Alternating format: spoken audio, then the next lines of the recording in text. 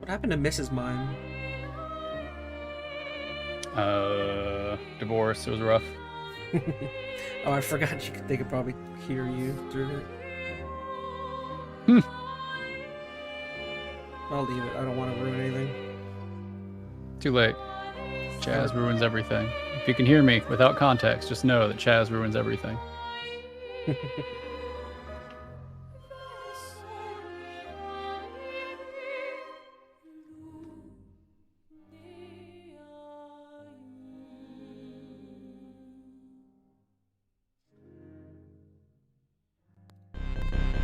Alright, going live. Just jumping right into it.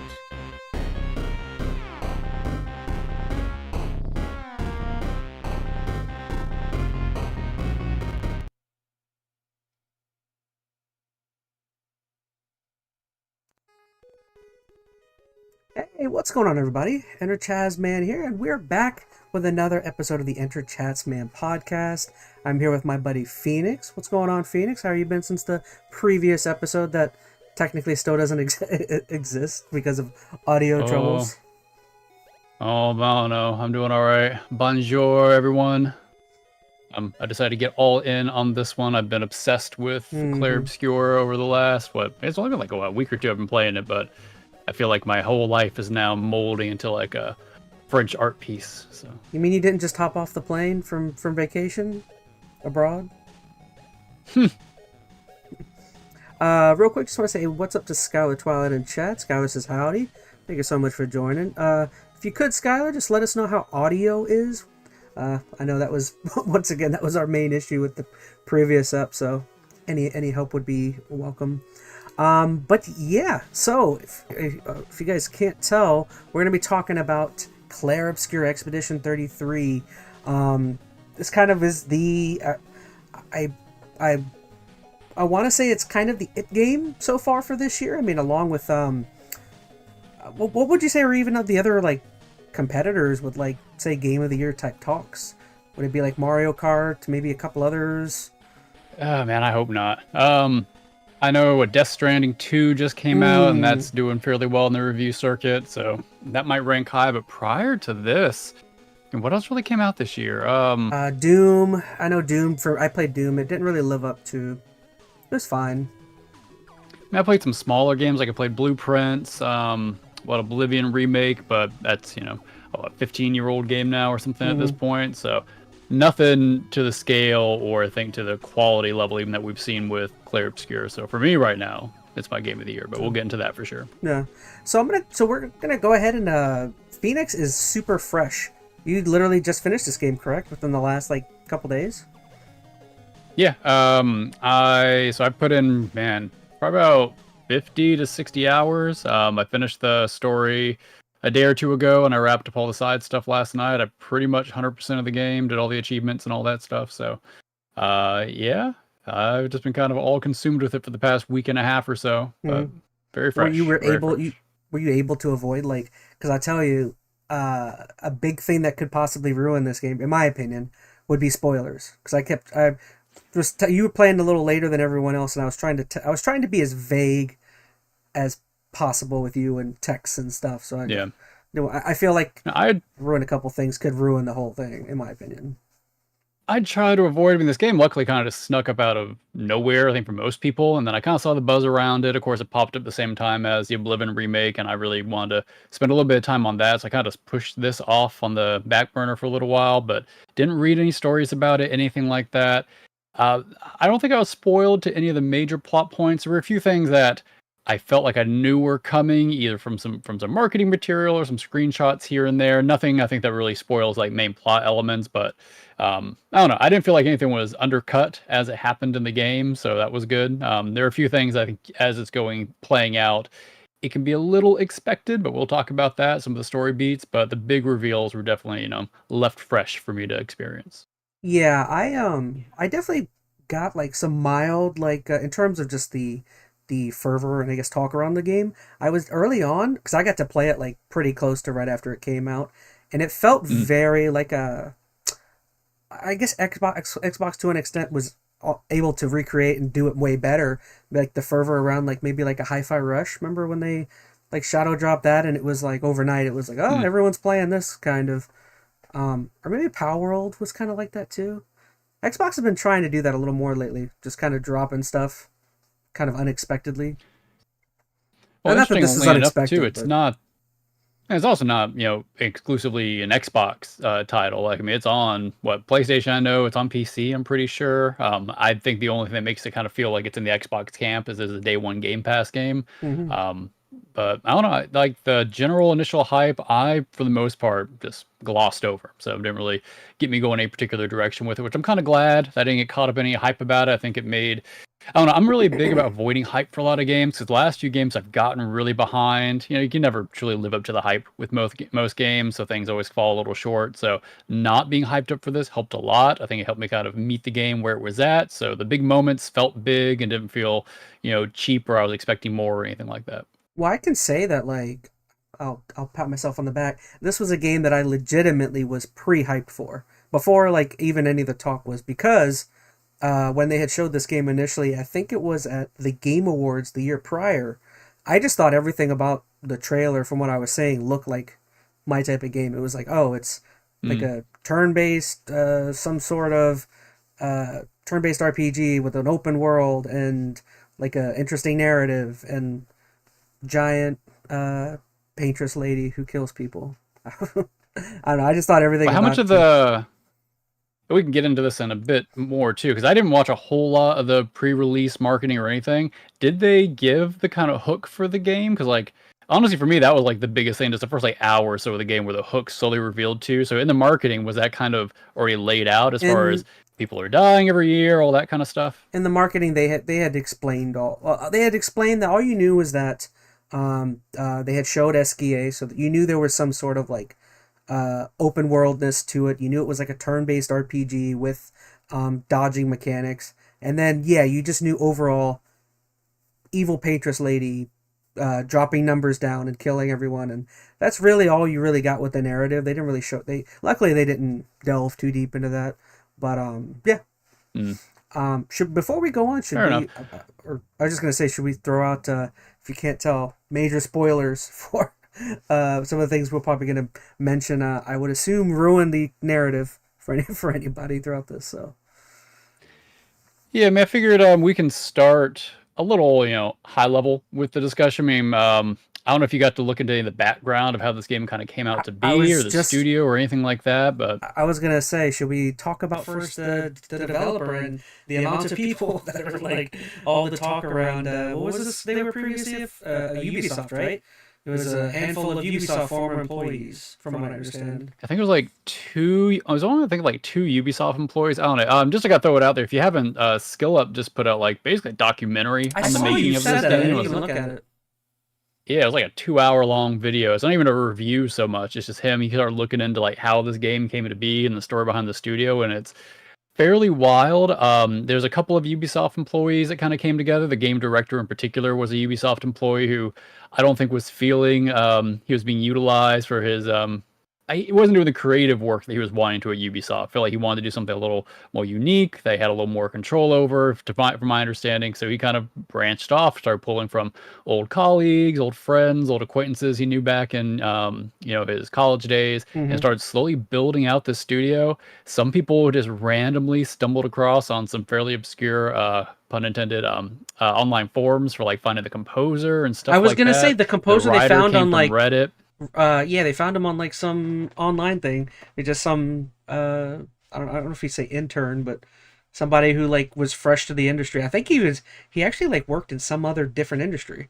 He came over from like Yeah, some crazy like I think he was like a lawyer or something. It was like the transition's funny. almost nobody they brought over had any kind of game dev experience, besides I think the game director and I think potentially was this the level designer he brought with him, or I art don't director. I can't remember. remember. Very few. Most of them were all very green to the industry. A lot of them didn't have any kind of real published work. The writer didn't ever have published anything. I don't think the music director had actually published any of his composed works. Like everybody was really fresh, really green to it. They just had a love for games and kind of stars aligned. But I won't go through and spoil the work that Skillup did on that documentary. If you're really interested, he already done a fantastic job. So check that out. Should we But it goes through.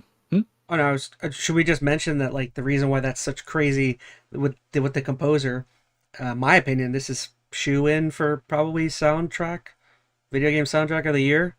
I think in my opinion, without a doubt. I mean, Mario Kart's is pretty good, but like to me, this is like easy. Nowhere near this, especially for originality. Mario Kart, I'm trying to downplay what they did. Most of those songs are just recompositions of songs they've already had in other games. Yeah, this is entirely jazzed fresh. them up and rearranged them.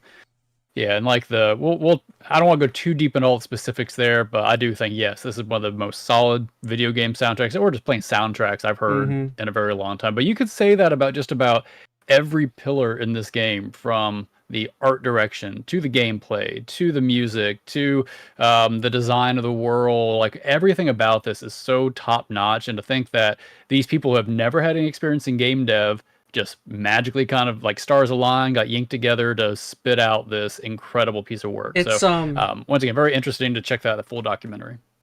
Since you mentioned it, in my opinion, it's the perfect representation of like borrowing from other artworks and mixing them together and making your own thing. Like you can see the influences of like Final Fantasy VII, Persona, Super Mario RPG. You can see like so many classic RPGs from like the 90s and 2000s you can see mixed in here. It's really, really well done. Yeah, I mean, I think more than anything else, it's a sign of someone who had a really clear vision for what they wanted, and was able to really see the talent in different people and how to utilize that to its full capabilities. Like a lot of times, you have talent under your or in your wings or in your industry, or how do I want to say this? Under your roof, but you don't know how to utilize it appropriately. Sometimes you reallocate it the wrong way, or you don't give people enough control or enough resources to really do the job they could do the best. So it sounds like this game director was able to see exactly what everybody's, particular skill set was that they could excel at, and then just let them do that with a very clear vision. So I don't know. This is kind of what happens when, as I said, all the stars kind of align. You got a lot of talent, and I don't know. I don't feel like we see games like this very often. No. When I say that, it's something that is not compromised in any way or feels like it's catering to someone or something. Like, this is a game that these developers wanted to make with a very clear, as I said, focus and vision.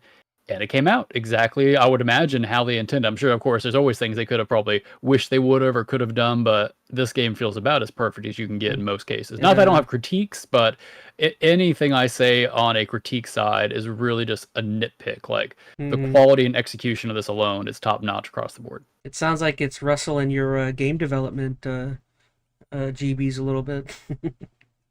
Messing with yeah, but I don't have time for that no more. Yeah. No, moved on. And also, if you haven't, check out the background. I just want to spit that out again, because it's an incredible documentary by Skillup. So check that out if you get a chance. And just to real quick to speak on the size of the team, just a quick. I heard that like the overall main development team was like a little over 30 people, which is like insane for a game like this. And I saw someone compare it that like. So a little over 30 people. I'm sure there's far more people involved, but like the main studio was like around over 30. The wing alone within Activision that does the microtransactions for the Call of Duty team is like 140 people.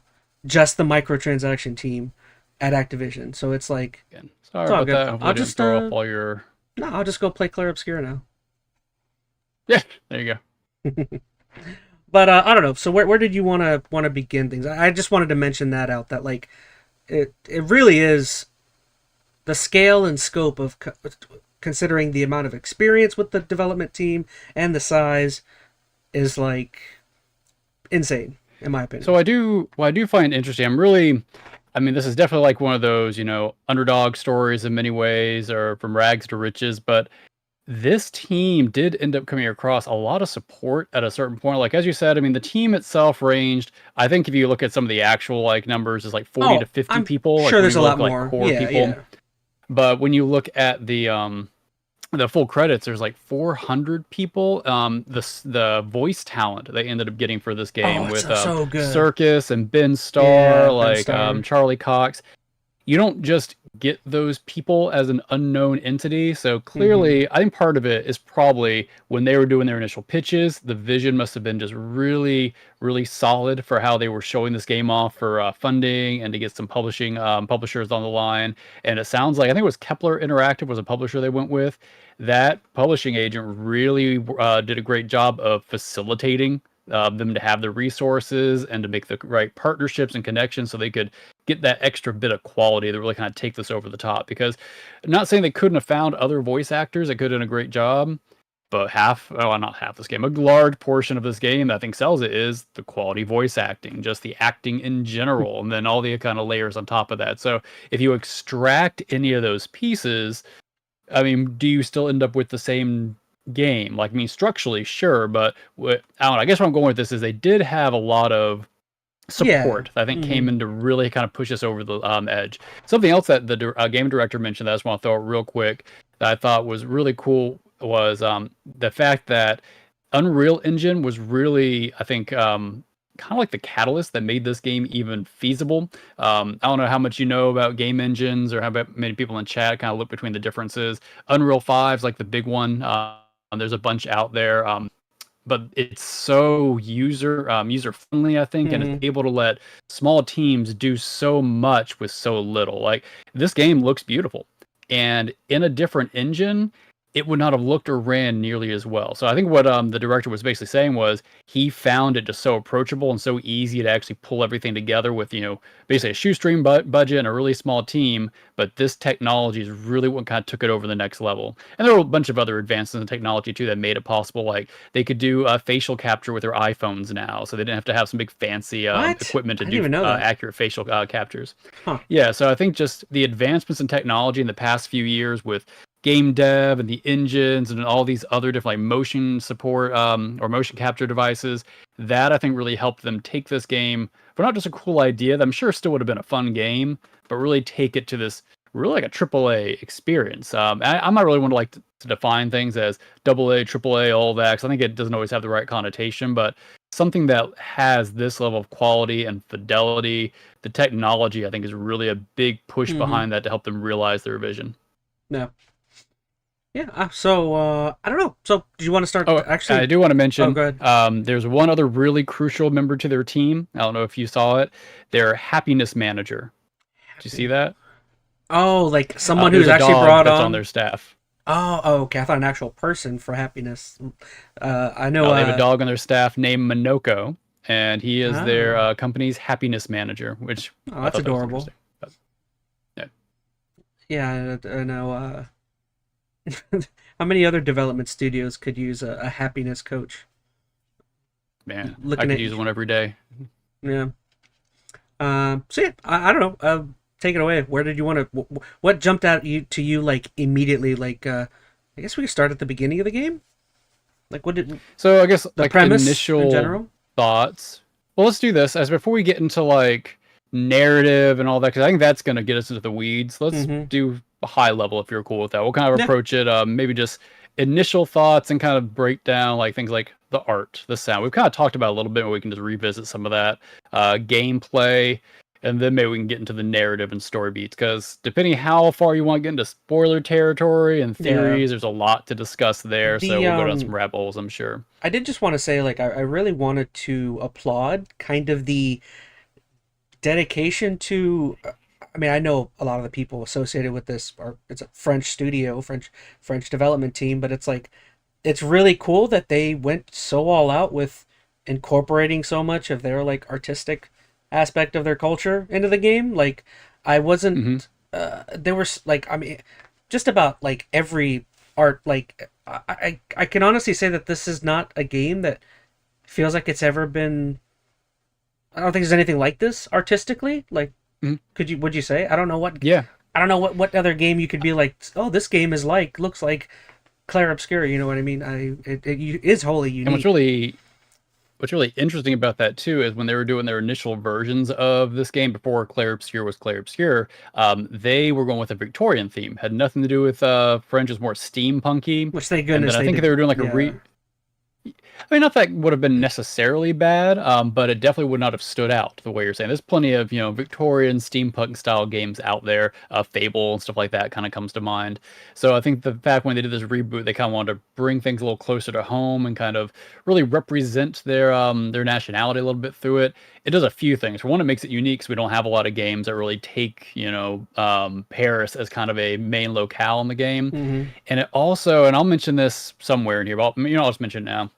It really helped me be more intrigued at the very beginning of the game because you have this level of familiarity too with this world because we know Paris and not saying we know it intimately or anything like that, but we're familiar with Paris and the landmarks and things like that. And then to see it in this really, weird, stylized, distorted viewpoint, for me that really was a striking way to start the game because without knowing anything of the premise, because I didn't know anything about the paintress or her background or whatnot, I'm just seeing this city that I'm somewhat familiar with, and I'm already struck with the question of, okay, why is it like this? Like the narrative, without them ever saying anything, is already kind of pulling me in to want to know exactly what happened.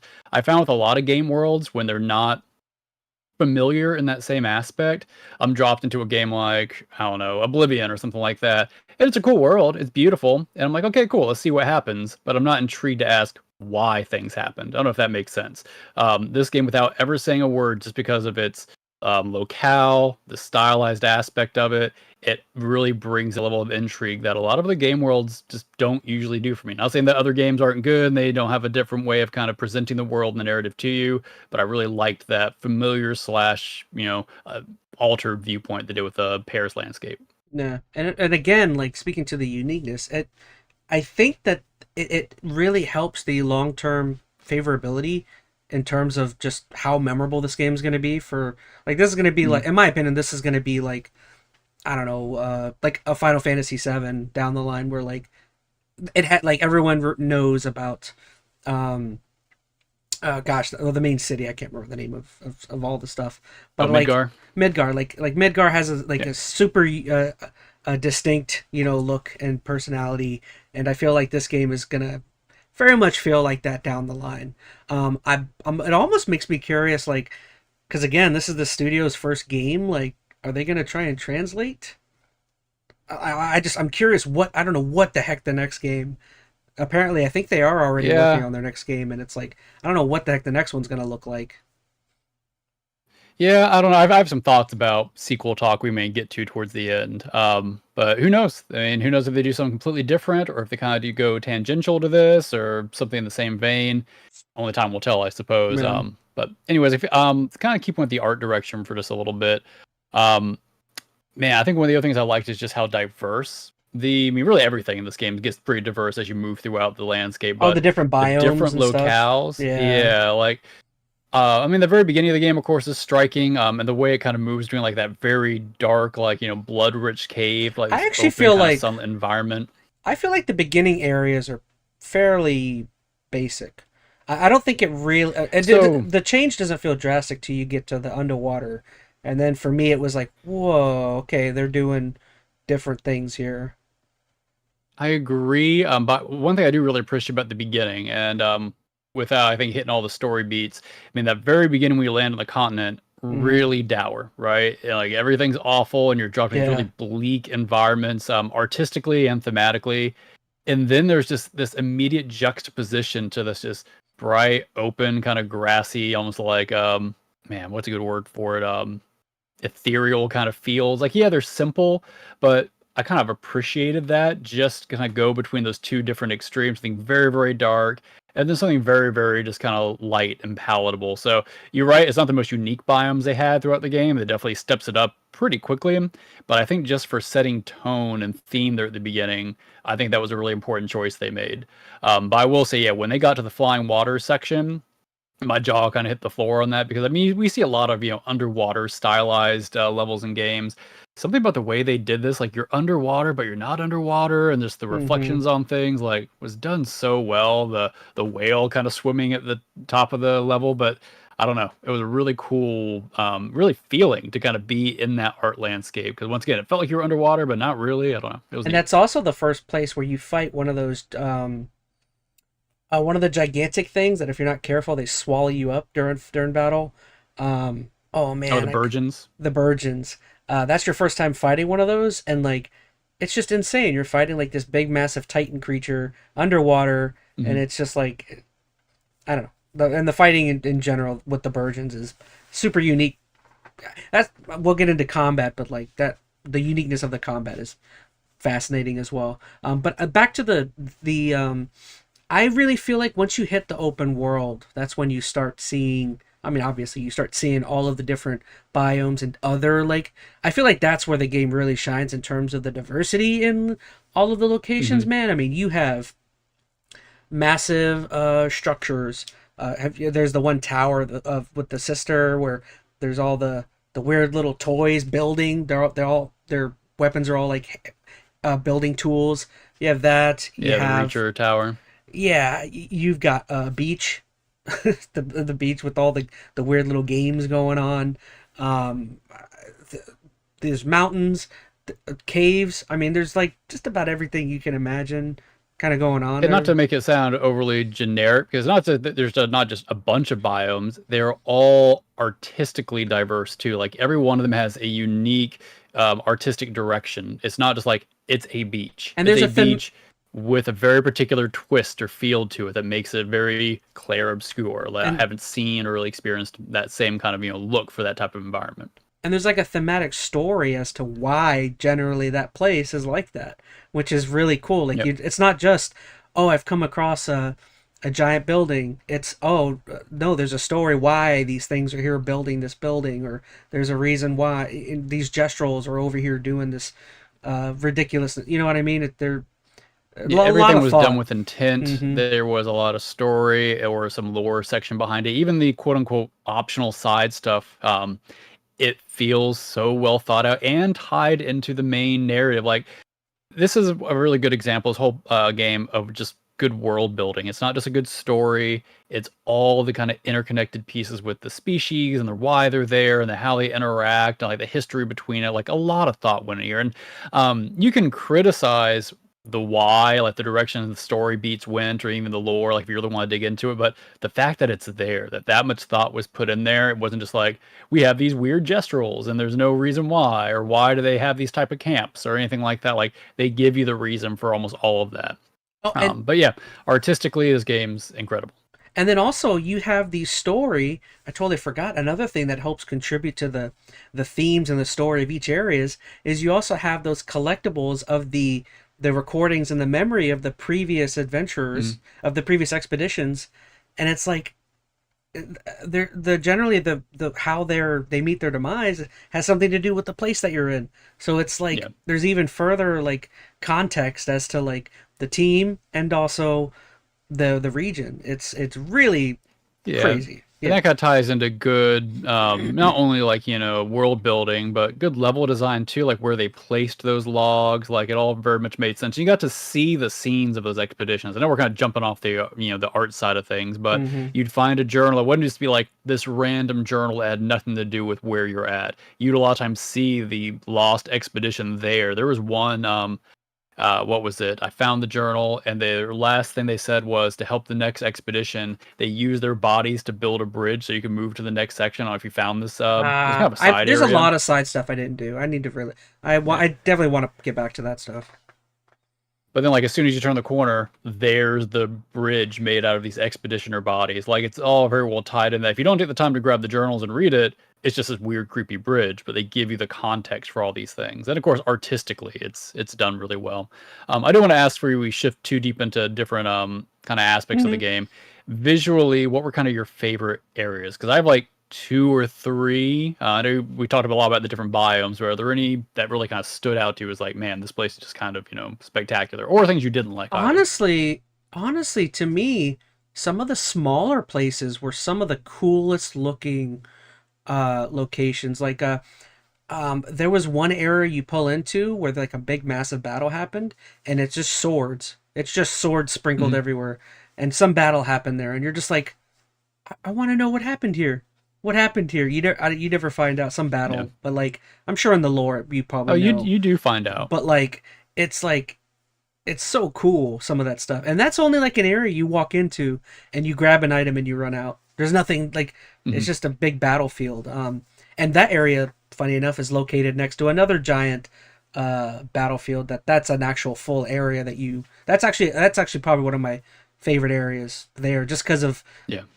the amount of bodies and stuff. It like the bodies almost act like walls directing you to where you're going. It's really cool. Yeah.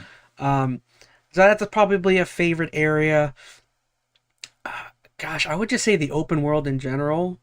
I never thought about it, but like now that I'm thinking about it, the open world in general, when you're like hovering over it, it kind of feels like you're looking down on an art piece itself.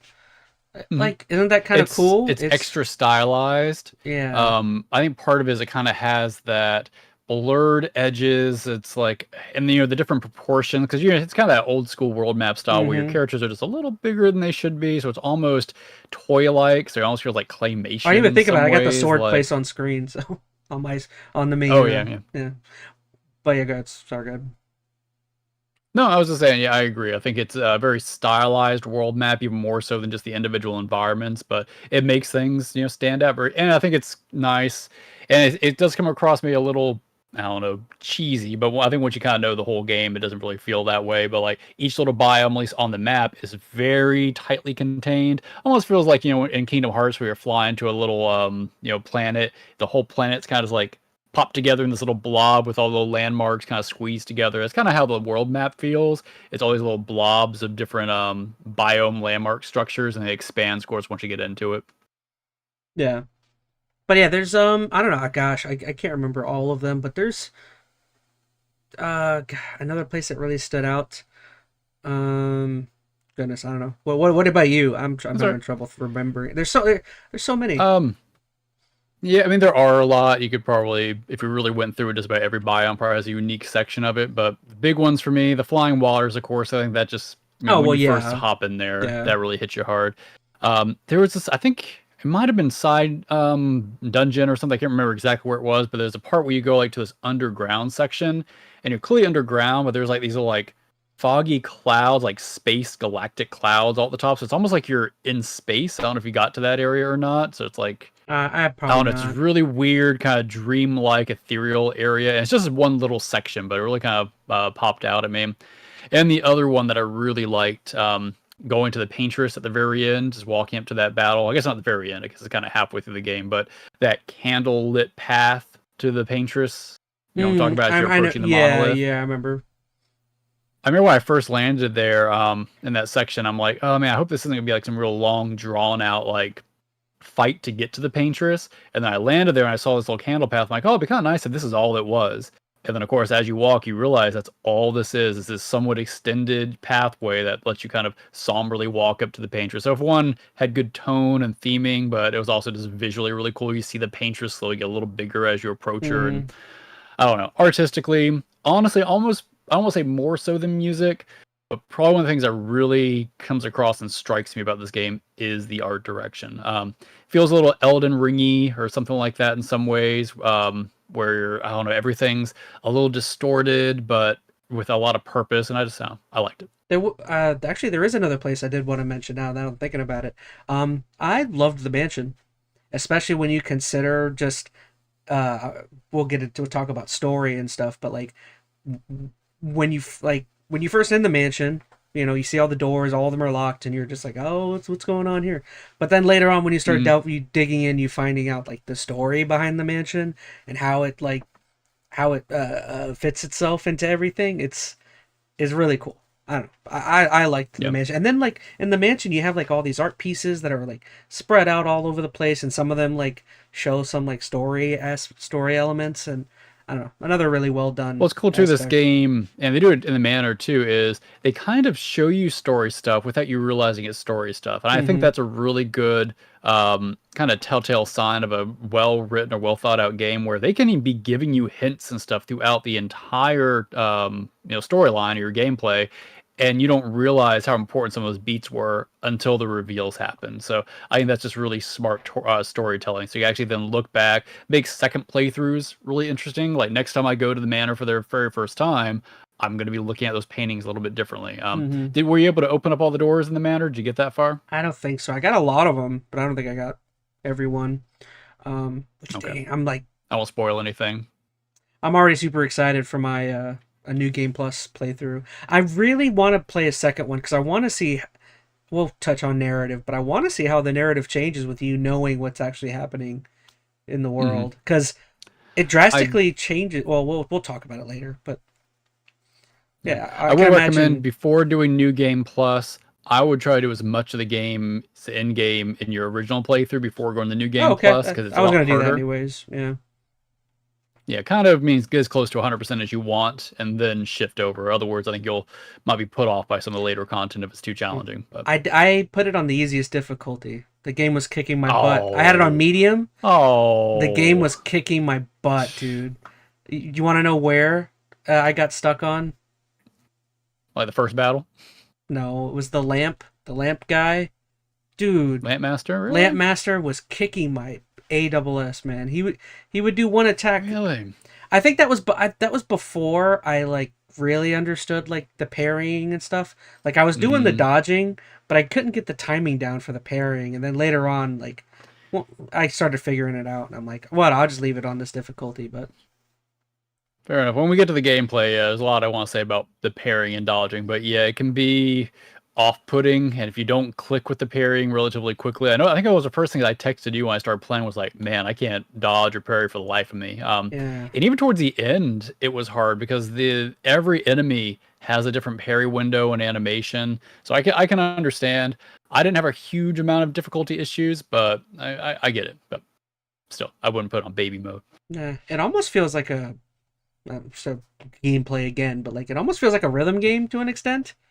Like once you start getting into the music and you're like, I don't know, like I feel like I was slowly getting entranced where I'm just like dodge, parry, dodge, parry, dodge, and it's like I don't know. So I think what helps with that too is really good sound design. I'm not just talking about like the arrangements of the music and whatnot, the score, but one of the big triggers that I was able to kind of tack onto for a lot of the battles wasn't so much the visual animations, I mean, partially, but almost everything has a very unique sound when it's about to attack. So if you're listening, you can kind of hear that and the rhythm or the cadence of how like an attack's going to build up, and then it kind of snaps for a second, and then something strikes you. So that was one way I was able to kind of start working my way through the combat, just listening differently. And I can actually tell sound design. That's kind of the next. Oh no, I was gonna say I can actually tell you the battle where I started to really figure it out was you're helping this one Gestural out, and oh gosh, I'm trying to remember the quest line. There was this one quest line where you were helping this Gestural, and he was having you fight his what do they had? They had like their automata Sakapatatas, the ultimate Sakapatata, whatever. That was the battle where potatoes.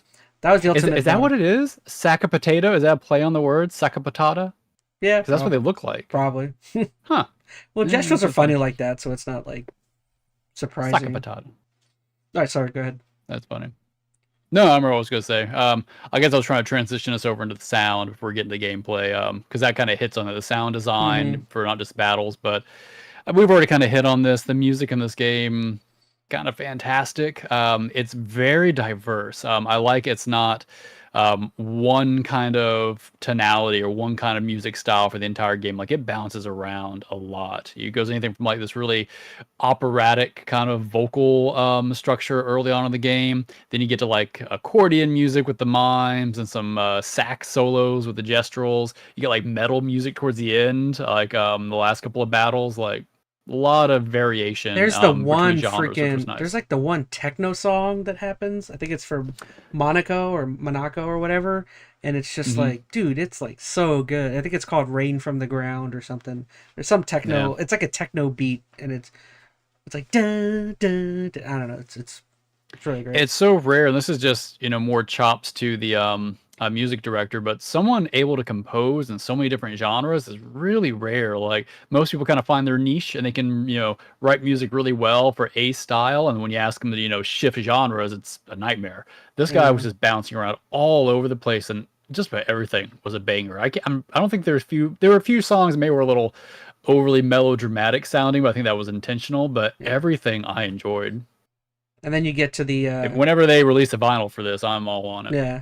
And then you get to the Renoir fight like midway through when you first fight him, and they have that song with the guy and the girl that are like singing off of each other, and it's like so epic. Renoir with his like lion form or whatever the heck he was freaking throwing at you. Yeah. I don't know. It's pretty great. Like, the game's never afraid to go over the top, which I think a lot of people would kind of look at it maybe as a little much sometimes, but I was all in on it. I mean, I think especially too when you think about the artistic themes in this game, like, I think it just fits to be over the top during certain portions, with the music really kind of crescendoing, and of course, the visuals just being off the wall during certain battles. Like, I don't know, they really knew how to sell certain moments with all that. They really, I mean, it feels super typical. It feels like a super well done but typical Japanese, of course, Japanese RPG like story where it's like very Final Fantasy-ish, where you have like downright sadness with people having loss and going through all this stuff, and then the next thing you know, you're like climbing a floating tower, trying to get a bathing suit. Like, it goes into all sorts of like funny directions, and then again the gesturals just add like I don't even know what they are. They're like the what is the Jar Jar Binks people whatever. Oh, the Gungans. Yeah, they're like the Gungans of this world. They're like the Gungans of this world, pretty much. Yeah. And I will say, and this we can shift over in a minute. This game is really big about changing tones a lot, which I think at first I found a little jarring, because this game starts out super sad, like super down. For the first like hour, it's like, holy crap. And I think what it did is first kind of, switch where the tone started changing, like the characters like were interacting differently. It almost felt wrong. I think the fact that it wasn't so dour and kind of off was kind of messed with me a little bit. I kind of missed that tone, but it comes back. But the game bounces back and forth. I think when you get to the end, it kind of starts clicking why. But you need that early on, because you need to, you need to make things feel serious. You need things to feel real, and the sense of like danger for everybody.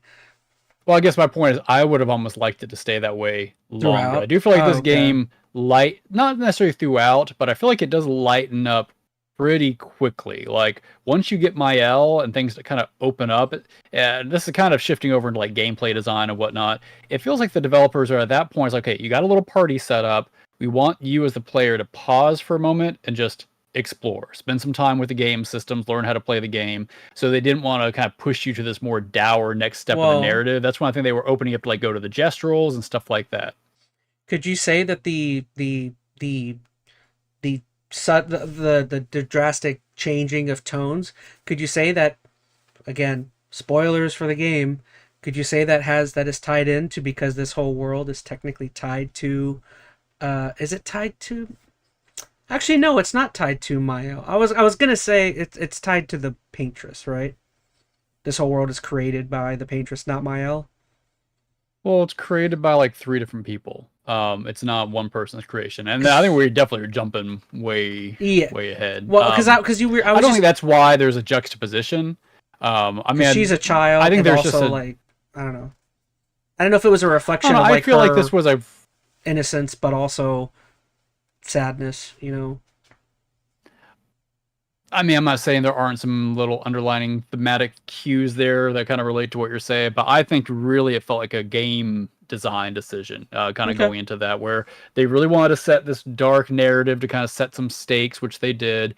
And then I think they needed you to then be able to spend some time, open up the world a little bit, because this game does slowly evolve as you play through it. It feels really linear at first, when you're first kind of going through the prologue and the first part on the continent, and then you have the map open up. And I think they were trying to give you a way to, I don't know, not feel so stressed kind of going through those areas and learning the systems. Because honestly, this game, systems-wise, has a lot to learn. Like, really getting used to the combat. As you said, the combat's a lot to take in initially, learning the parries and the dodges and all that kind of stuff, and then figuring out what the heck is a Pictos and a Lumina, and why are those important, and how do I get those systems going.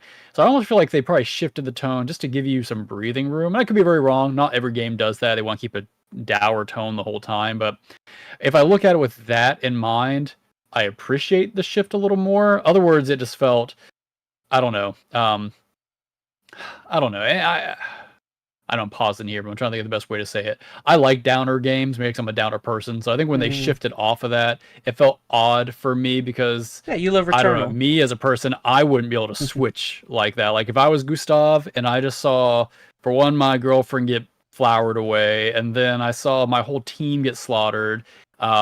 I don't think I'd be going on a happy adventure anytime soon. I'd be pretty much done and dour. And I feel like Gustav switches pretty quick. Maybe it's because he's a better person than I am, fake person. Robert, But you I don't mean? know. That's getting either here or there. Yeah.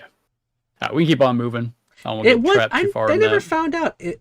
Did they pay Rob? I mean, it's obviously Robert Pattinson's likeness. There's been no official confirmation that I've seen about that. I mean, it does look like him. It is different. It's not like it is a one-to-one, but there are some very striking familiarities there. I don't know. To my understanding, they did not actively try to model it after Robert Pattinson. But man, it kind of sounds like when The Last of Us first came out. What's their name? Thought that they modeled Ellie after him. Elle Fanning The or no, not Juno. Elle, Um, Elliot Page. you know, yeah. Yes. And I think that was a whole thing. And I don't necessarily think that they had modeled the character after him. So I don't know. This could just be a odd kind of coincidence. There are other people who have similar features, and Gustav I think is unique enough. But if they ever do a live action, it will be stupid not to pick Robert Pattinson. I'll just say that. Because he's a cheap get. All right. Let's. Yeah.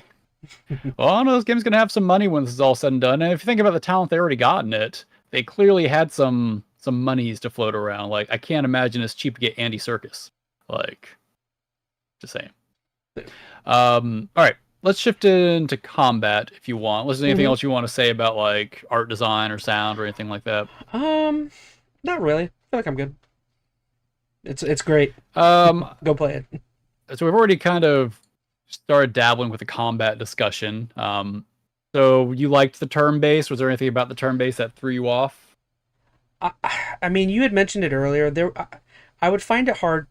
I would be nitpicking if I chose anything. Honestly, if I were to pick, this has nothing to do with combat, but if there's one aspect of the game I would nitpick on, it would be the platforming. That's one of the few things that I would say I disliked about the game. But as far as the combat itself, man, I wasn't terribly enthralled by a lot of the shooting mechanics that were kind of going on. I mean, I understand why they were there, but I don't feel like it was that. I don't know. I understood why it was there. It was to add like a different mechanic in terms of trying to drop guards for enemies. Because a lot of the times, if you wouldn't do that, it would drop their multiplier for like how hard they're hitting you, or it would drop their defenses for.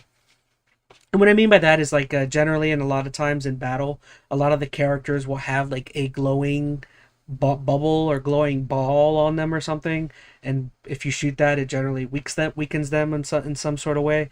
And yeah, I don't know. I didn't really find the gun mechanic all that like intriguing. That's fair. I mean, I can appreciate that.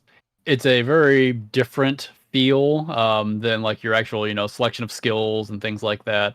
I appreciate because I guess because I played some turn-based games already kind of had that mechanic built in. Some of the Personas did something similar.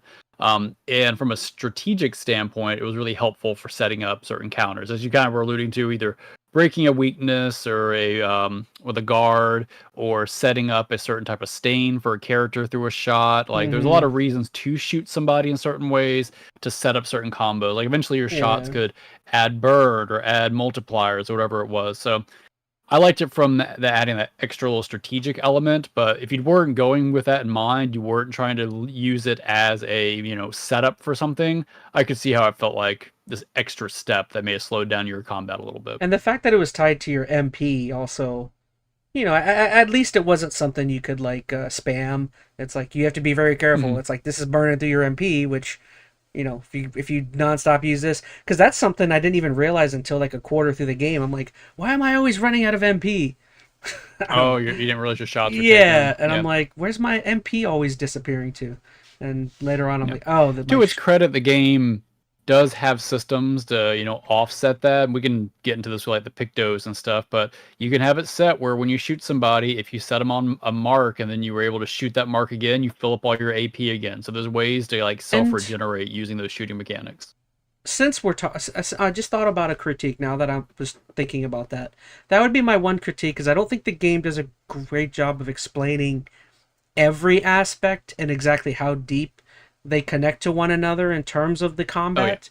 Um, Again, like something like the MP being used up by the gun, I'm sure maybe it mentioned it somewhere, but that's something I didn't quite understand. And then, like you were saying, the explanation of the pictos and explain. I feel like they do explain it, but there were some times where I'm like, I It's like didn't a one and realize. done, and you could Yeah, easily miss it. I agree. Like this game, honestly, I like that it doesn't hold your hand a whole lot for most of the systems, but for some of these really core gameplay mechanics, it's easy to overlook them. Like you get those initial tutorials at the very beginning when you're fighting Mael back in the city, but beyond that, they pop up real sparingly, or they show up as like a hot tip on a loading screen, like, "Hey, don't forget when you filled up a Pictos level, set it as Illumina." Like, and if you don't know what that means, you're just like, "What the hell is Illumina?"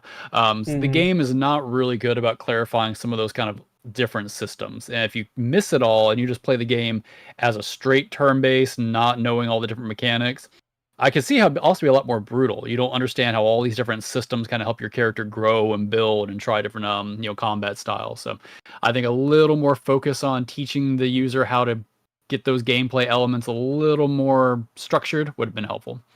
One thing I found a little interesting too is a lot of people are kind of touting this game as the newest game to figure out modern turn-based combat, because the big thing, a big quote from, I don't remember which Final Fantasy director it was, he's like, turn-based combat just doesn't work in a modern 3D game. That's why all the Final Fantasies are going real time. Do you remember that?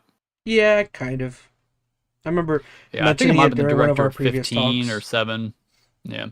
And then people are like, well, look at Clair Obscur. They figured it out. I think maybe it's because other games are a little more niche, but although I really enjoyed the combat in this game, this is not the first iteration of this style of turn-based combat. I don't know how many people in the chat have played like Persona. This is very, very Persona. Really? Okay. From the way the skills are used, the weakness systems, the guns are from Persona. Um, I'm pretty sure Persona also had the real-time kind of quick times. Not nearly as often. This game is really big on the quick time events during combat executions. But other games have done that too. I think you had mentioned like what, Paper Mario or Mario RPG. Mario RPG did a lot of stuff So that reminded me of it. I mean, fair, it's a bit of a hodgepodge, but I don't know if there's many unique elements in the combat that hasn't been done before. They've done it very well, don't get me wrong. I mean, I guess the parrying aspect, I don't know how many turn-based games really do a lot of the parrying and dodging. That's probably the most unique aspect. But I don't know. I'm not trying to downplay, because I still think this is an incredible combat system, but this is not the first game to figure out modern turn-based combat, which really is more of just a further pushback against the Final Fantasy director's quote that turn-based combat doesn't work nowadays.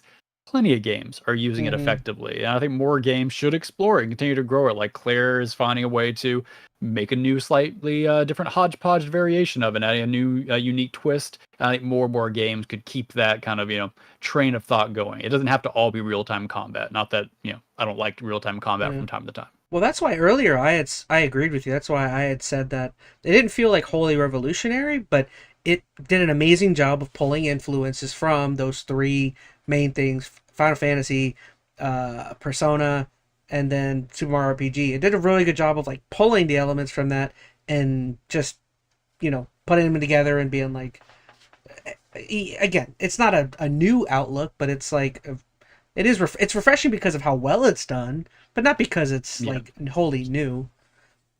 And partially is the visuals come into play here a lot. Like, it's a very pretty combat sequence to watch, right? The camera is very fluid. It's used as an engaging way to help interact with timings. Like, Hmm. there's a lot happening both with visual, audio cues. It's not like static turn-based. It is engaging the whole time. So if your concern with turn-based is that I feel like I'm just pressing a button and waiting, that is not this format of turn-based. Like, you're very engaged throughout the whole thing, between not just selecting your attack, but how well the attack hits, how you're going to time your defenses, things of that nature. And I guess last part, now only last thing I care about talking with combat, but the only other thing I wanted to mention and like totally applaud, um, is I'm talking like insane amount of diversity in the enemy types and the bosses. Literally Mhm. every enemy, almost every time, every 5-10 minutes, you're running into like a new enemy that has a different timing. It attacks differently. Each boss has again different timing. Utilizes the world around you in fighting you differently. Um, it's really insane. You have like the one mask guy, remember the mask level Hmm. where like he like changes different Visage. masks visage, yeah, like changes his masks, does a bunch of things. That fight's freaking insane too, because you end up finding out that the real, and I guess it was obvious the real enemy was the first guy you meet, but like I don't know, that whole area was super unique, I thought. But you have people that like utilize masks. You have the lantern guy, chandelier, whatever the heck he Hmm. was. Even like the little enemies, the pawns, like they all have like super unique and different fighting techniques, and the burgeons, and just there's so many different like it's insane the different Yeah. styles of fighting. And towards the end, the way they combine it, like something that I like too. I didn't feel like I ever got. I don't want to say not overwhelmed, but you notice that your combat encounters were always a 3-on-3, unless you like made your party lesser, or I guess you could have a solo enemy, but it was never more than 3 enemies. Like I've been in a lot of other games, even turn-based ones, where like it'll be you against like 8 other enemies will pop on screen, and there's really Mm-hmm. more of a war of attrition. This never went that route to make it almost feel like a battle by numbers. It was always here's different combinations of enemy types that are going to make this battle more engaging. Instead of just giving you all the 3 same type of enemy, we're now going to throw in this guy that you saw 2 levels ago that is going to bring back his hammer attack. Well, now you're still dealing with a new guy who does a status effect. So it really kind of played with all those chess pieces in different ways to give you unique encounters without just like making the numbers go up of enemies, which a lot of games I think fall back on. They just make it harder by throwing bigger enemies at you and more Mm-hmm. enemies. This game typically didn't go that route, at least not till the end. How often did you fight the merchants for discounts? Every time. Every Every time. time. I kicked all their butts. Yeah. I'll tell you, got some of the best stuff. A lot of the best Pictos and weapons, you got from the merchants. And that's one thing I'll say to cover before we shift out of combat and maybe go to some other gameplay. The Pictos Lumina system, once again, I'm sure it's not completely new, and it can definitely get overwhelming. I don't know how many Pictos you ended up with towards the end and how much you were keeping up on leveling them up and assigning your Lumina points. But that is really where I think the meat of this combat system is. Like, did you spend a lot of time trying to figure out builds using the Pictos and then earning the Lumina and applying them? No, but I've watched some people online mess with some of the insane builds, and I watched one guy, Maximilian dude. He had one Hmm. where he like did like 1 million damage or something in one hit. He knocked out Oh, you can do way more than that. Yeah. he knocked out like Sprong in like 1 or 2 hits or something. It was something insane, and it's like Yeah. come on, what are y'all doing? And that's kind of the good and the bad about this game. Is you can. It's a very interesting system that you can get a lot of the flexibility out of and make unique styles, but you can also break this game really really easily. Towards the end, I was able to get my character. I wasn't even max level, I don't think. I killed the very last secret boss, the hardest guy in the game. One shot at him. I did like 50 million damage. And I didn't even go off a build. I just was putting Lumina and stuff together that I thought would boost my offensive, and just shredded. And that could be good or bad depending on your perspective. Some people are gonna think, well, that just trivializes the game, which fair enough. It can if you overpower yourself too early. I think I don't you'll have a make certain problem because battles you got to maybe a play little less the engaging. you're like 20, 30, 40 hours into the game. I think it's fine for at that point for you to Yeah, if the game allows you to do that, I don't see a and problem it with it. leaves it on the player. I think, and to be fair, I have this mentioned somewhere. I feel like this is a game that when they made decisions about that, like should a player be able to break the damage counter like that, I think they always went with what is the player going to find the most fun. Not Hmm. is the which one is the best or most balanced approach or what's going to do this and that from a How gameplay how perspective. They're just like how what's dare going you to be say fun, and I So how dare you say a development studio listen and do what its fan base thinks is fun? Well, I'm just saying, because like a lot of games would do very tedious things to make the game less fun, and they do it as ways to make the game. I don't know what always the rationale is, but even things like fall damage, right? You fall off a cliff and you take damage. This game, you could jump off a mountain and it doesn't care because fall damage isn't fun. So I feel like that was their mindset. I feel like they even said that somewhere along the way. I had a quote somewhere. I don't remember exactly. Oh yeah, he said it was I think in that interview with Skill Up, the director was like, yeah, this wasn't a game that was like designed by committee. Their goal was to make things enjoyable for the player. So they don't have an issue with you breaking the combat system. I think the only time they did was when there was something super egregious and they put out one patch that nerfed like one skill or something like that, just because it was too crazy. But for the most part, they're taking a hands-off approach. As long as you're enjoying the game and it's not messing with anybody's fun, they're letting you do it. How would So that's probably one reason too. I will say that you may have had a hard time with the difficulty if you weren't messing with the Pictos and Lumina. I wasn't early on. That's part of the problem. Yeah. Yeah, because your power level really scales based upon how you utilize those. I didn't really. I liked the system.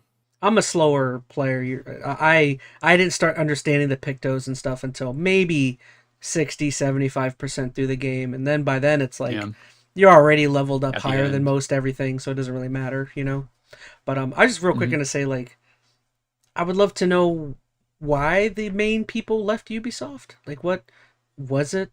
I don't know if they. Oh, I'm gonna watch that interview tomorrow at work, so that'll be. Well, listen, I was kind of mentioning it. I don't know all of it. I know the main game director, like he was working his way through, and he got thrown onto another project. And I think it wasn't like a creative role, or it was on a game that was really focused on it was a mobile game and it was focused on monetization. And he was just like, this is kind of stealing or sucking my soul away. And I think it was also the time where he had this idea for what Clair Obscur was. He started messing around with Unreal Engine. He's like, I can do some really cool stuff in here. It kind of sparked that in him. I think we also were hitting COVID. He was having more downtime to build out the project. And then just kind of spiraled from there. I only think he took a couple of people that were actually at Ubisoft. Most of them were from all over, so it isn't like he took a large subset of Ubisoft's employee count or anything like that. It was like 2 or 3 people from Ubisoft, and then just other people across the board. Would you point to that being further being further evidence of just because everyone has talked about how much Ubisoft has sucked for like a long time now. Not sucked, but they've been putting out very repetitive, they're sticking to the same series. Obviously Assassin's Creed, and they had the trouble with what was the pirate game, Skull and Bones. Skull and Bones. Maybe, I don't know. It's but hard is that to say, a lack Ubisoft of is that a lack of like identifying and looking at? Is that an evidence of a lack of looking at and identifying talent? Like the fact that you have talented people doing things that they're not interested in partially, and I was kind of saying this earlier, which is why I think this small team worked so well. This game director was able to pick and choose based upon the skill sets he saw to build the team that he knew not only would get to do on the stuff that he wanted to do, but was also able to do what they wanted to do. They were the employees using the skill sets they had for something they cared about and could do well on. So I think that's true to a certain extent. It's hard though. I think when it's hard to vocalize that as an employee, though. You know what I mean? Like if you work for that, there's also a structure to it. Like you have a role, and if you got assigned to a role, you have to facilitate that role. Branching out of it is hard. He did, I think, discuss a little bit about why he didn't pitch this game to Ubisoft, and it wasn't that they wouldn't hear him, but I think he was like, I've seen this happen or play out through the studio, and it would have taken years just to even get the project off the ground, because Ubisoft is this massive entity. To get that moving would be very, very difficult. So I think that's more the issue. He knew it would be a very slow process. Not that he couldn't have really maybe made it happen at Ubisoft, and not that Ubisoft may not have taken the risk. I mean, a lot of people, yes, are really big on hitting on Ubisoft for releasing the same Far Cry every year and the same Assassin's Creed.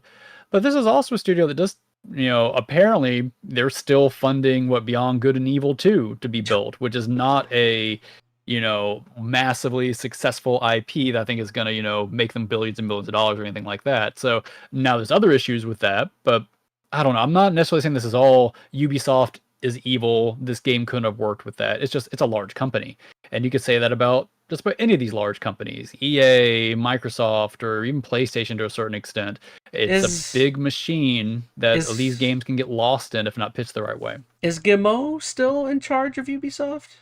Is it still Yves Guillemot? I think so. I know they've been getting different fundings. They had some new investors like buys different percentages of them. I have no idea how that's kind of staked out at this point, but I'm pretty sure his family is still technically the lead of the whole thing. That guy which sucks. That could be part of the issue too.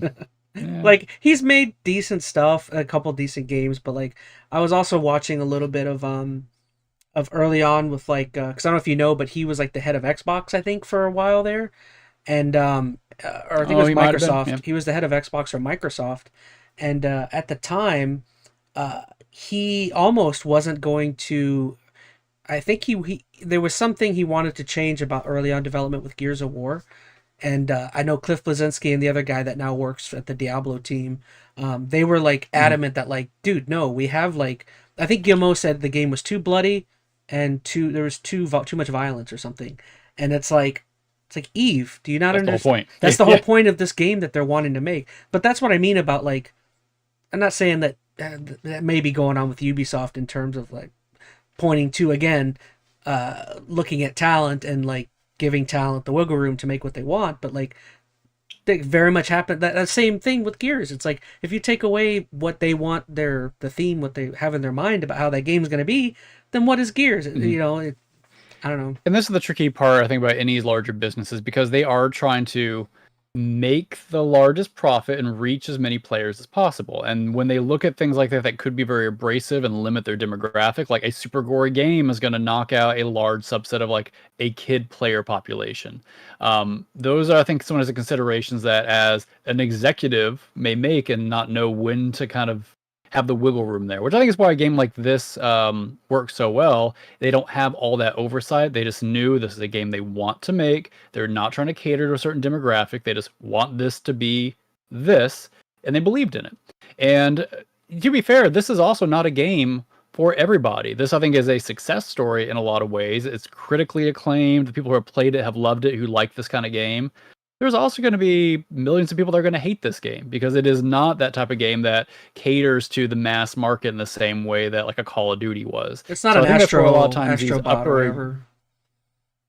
Right. So you got to keep in mind that is a lot of times the perspective I think the executives are taking. They're trying to reach a large market, which, to be fair, that's their role. That's their responsibility, is to try to a certain extent, maximize their reach, maximize their profit. And yes, that can sound terrible, but it is a business. So I'm not trying to come down completely on that mindset. I think there's a balance there between knowing when you have a game that can reach that wide scale market like a Call of Duty, lean into it. And when you don't, know how you can then work with your resources to still produce games like this that are kind of unique, focused experiences to reach a very focused demographic. But and that's neither here or there. I'm not saying that there is a connection there. I'm suggesting. I'm just throwing nuggets out there for you guys. Who's to say? Cool, quick rapid fire things I'll throw out there for gameplay, and then we can move into the big part of the conversation, which I know will be story. The most important part. I really liked there was no quest log. Like most games, I wouldn't, because I am very much a checkbox person, because I like to say, okay, well, I have these 10 quests I have to do. But with most games that are like that, at a certain point, it does feel a little monotonous. I can kind of turn my brain off and just complete a quest, which, that can be good or bad. But I definitely didn't always feel as connected to all the quests. I just feel like, okay, checked off that one, checked off this one, moving down the box. This one, because there's no real quest log, not that they don't have side quests, but you have to really pay attention, and you have to want to do the quest, because you have to remember, where do I even go for this quest, or who do I talk to, or why is it important to do it? So the level of immersion for the side quests, I think, was done a lot better, because a lot of them stem from like relationship quests or just like little side quests. I missed a bunch of the prologue. I wasn't even aware of, just little things I could have done. So yes, I think you can miss more without the quest log, but it definitely, I think, makes the experience more immersive and more meaningful for each one of the side quests. I think I can remember just about every quest I did. Nothing felt like throwaway. Really, this game has very, very little bloat. I don't know if you noticed that. Like, there's a lot of stuff to do, But almost everything, as you said earlier, has meaning. There's a lore behind it, or it ties into something. Even all the optional areas you didn't get to, they all have a lot of purpose to different things that you experience throughout the story. Even if you didn't do them, you don't have to do them, but they definitely have a lot of meaning if you do. So, Real quick in chat, earlier Skylar Twilight said, I agree, it did feel like Persona. And then Skylar Twilight said, Nuggets? Question mark, question mark? what kind of nuggets? Because I said I'm throwing Used out to make nuggets. right about now. Sweet and sour. What else I want to mention? The party system just got. Oh, unless did you want to mention anything about the quests? No, I just wanted to mention that there was one thing that I noticed on my last stream for the game that I already finished the game, but like I didn't. There's so many aspects of the game that I just didn't even realize were there. I didn't realize there was an overhead map when you're SKA out on the open world. I didn't realize until my last stream. I'm like, oh, there's a map that actually shows you the places that you can go and whatnot, and you can just travel to them. There's a lot of aspects that I didn't even find all the little gestural babies. I still got to go do that. Yeah, I did like that overall map. It was just enough extra detail to help, because I'll tell you, a lot of the islands, they look the same, the portals look the same. On the map, it won't show the name of the location until you visited it. So it was a way to be like, okay, I haven't gone to this place yet, and help you guys remember what to do. I did want to mention a few things about the party system. I liked that you had that backup kind of system built in. So like if your main three guys died, really cool. Your other members came. It felt like then the whole party could be used, because like a lot of games, Who you know, the three? Who only the three? really have. Who the three you mainly stuck with? My three. So I switched around a little bit depending where I was in the game. Mael was always in mine. Lune was in it 90% of the time. Agreed. And then Gustav or Verso for a bit. I didn't really play CL at all. Minoko I played with only to collect all of his moves, because that was the only way to get them. Towards the end of the game, I kind of went with like a pseudo solo build with Mael, where it was just her on the main team. But what I did was I added Minoko and CL to basically spawn and then immediately die and explode. That way they do damage, and then I'd be back to just Mael on the team, and she does more damage alone. So then I could kill everybody. And then if something happened, then I'd have Verso and Lune as my kind of backups. But I did like it because everybody in your team, depending how a battle played out, could be called upon and could be used. Whereas a lot of RPGs, like, you could completely exclude a handful of characters and never touch them. Like, how many characters in Mass Effect did you just never use? There's quite a few. I never used Morden. There's a bunch of them. I never used Morden, and I always normally chose like which is fine to have the options. But Garrus or somebody.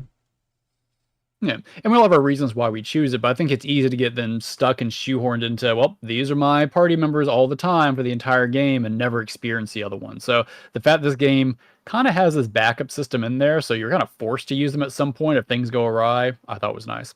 I also like that they all leveled up, not necessarily to the same level, but even if I never played a CL towards the end of the game, they pretty much kept her up. Like, she was still within like 3 or 4 levels of my main crew, unless I really completely ignored her, which I think that was nice to always make the other party members an option for you if you really wanted to switch quickly. Yeah. Gosh, is there anything else? I really can't think about. What'd you think about?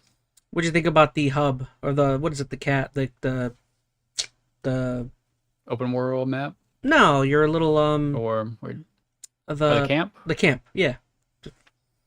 Do we talk about the camp at all? There's not really much there. No, that's mainly your avenue.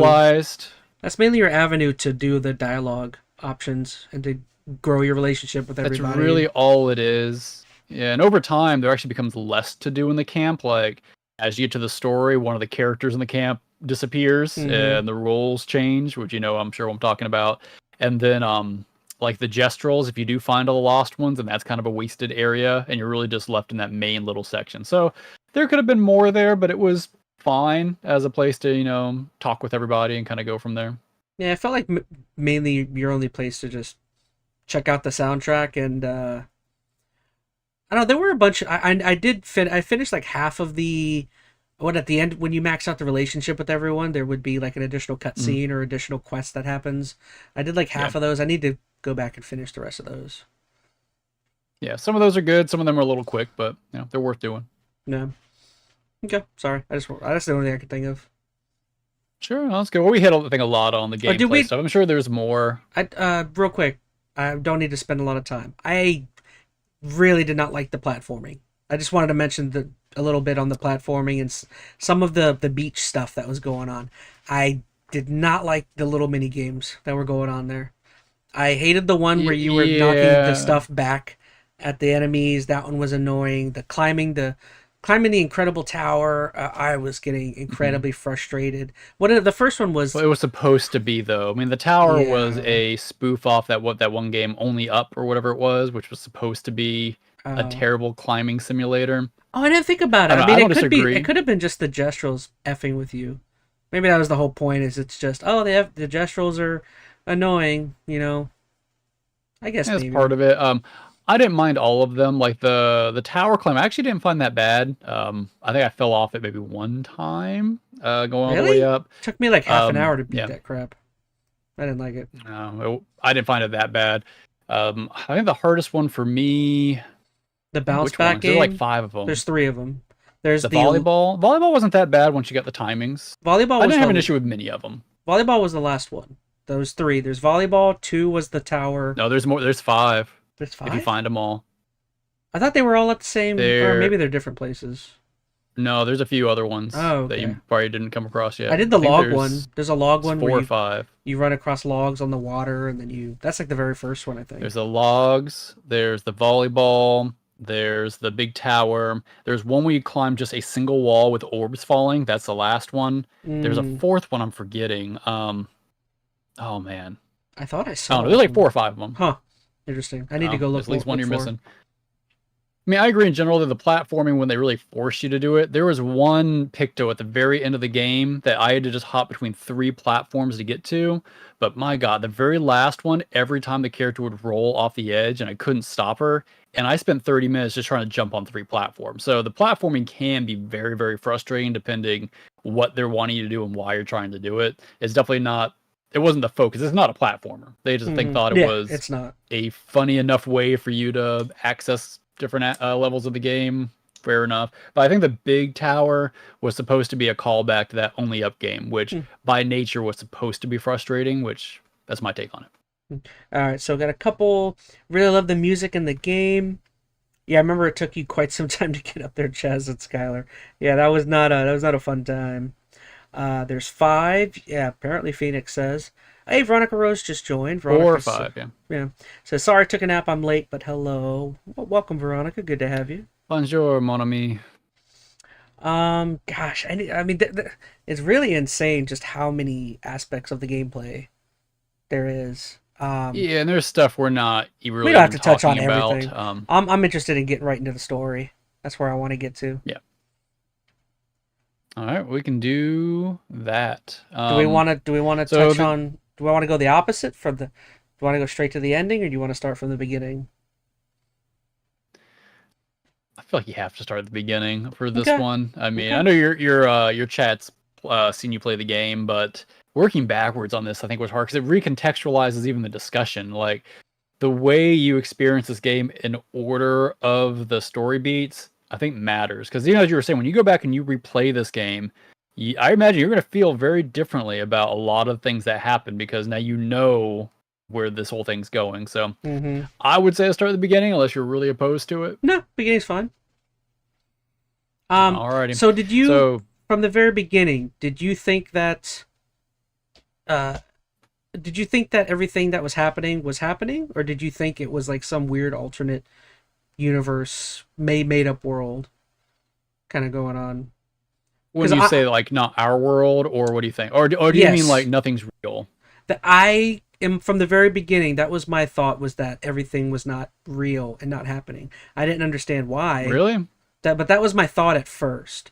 I never once I did thought that. not think that. Really, you thought everything was real from the beginning, or it was like a real world? Yeah. I know that's kind of a huge story spoiler for everybody. Well, I guess we're spoiling anyway. But no, I went into this pretty earnestly thinking what I'm seeing is, what I'm seeing, and man, this almost jumps to where I have to talk about why I don't like it. I guess the reason I felt that way is because how much this game really tries to tie you to the characters to make them feel very real, very fleshed out. So, I mean, that's kind of the point, I assume, but it did its job then. I definitely was, feeling Gustav's kind of motivation and the stuff happening with Sophie at the very beginning. I will say, I thought they when were I in came like into this game, I just thought they were in a bubble.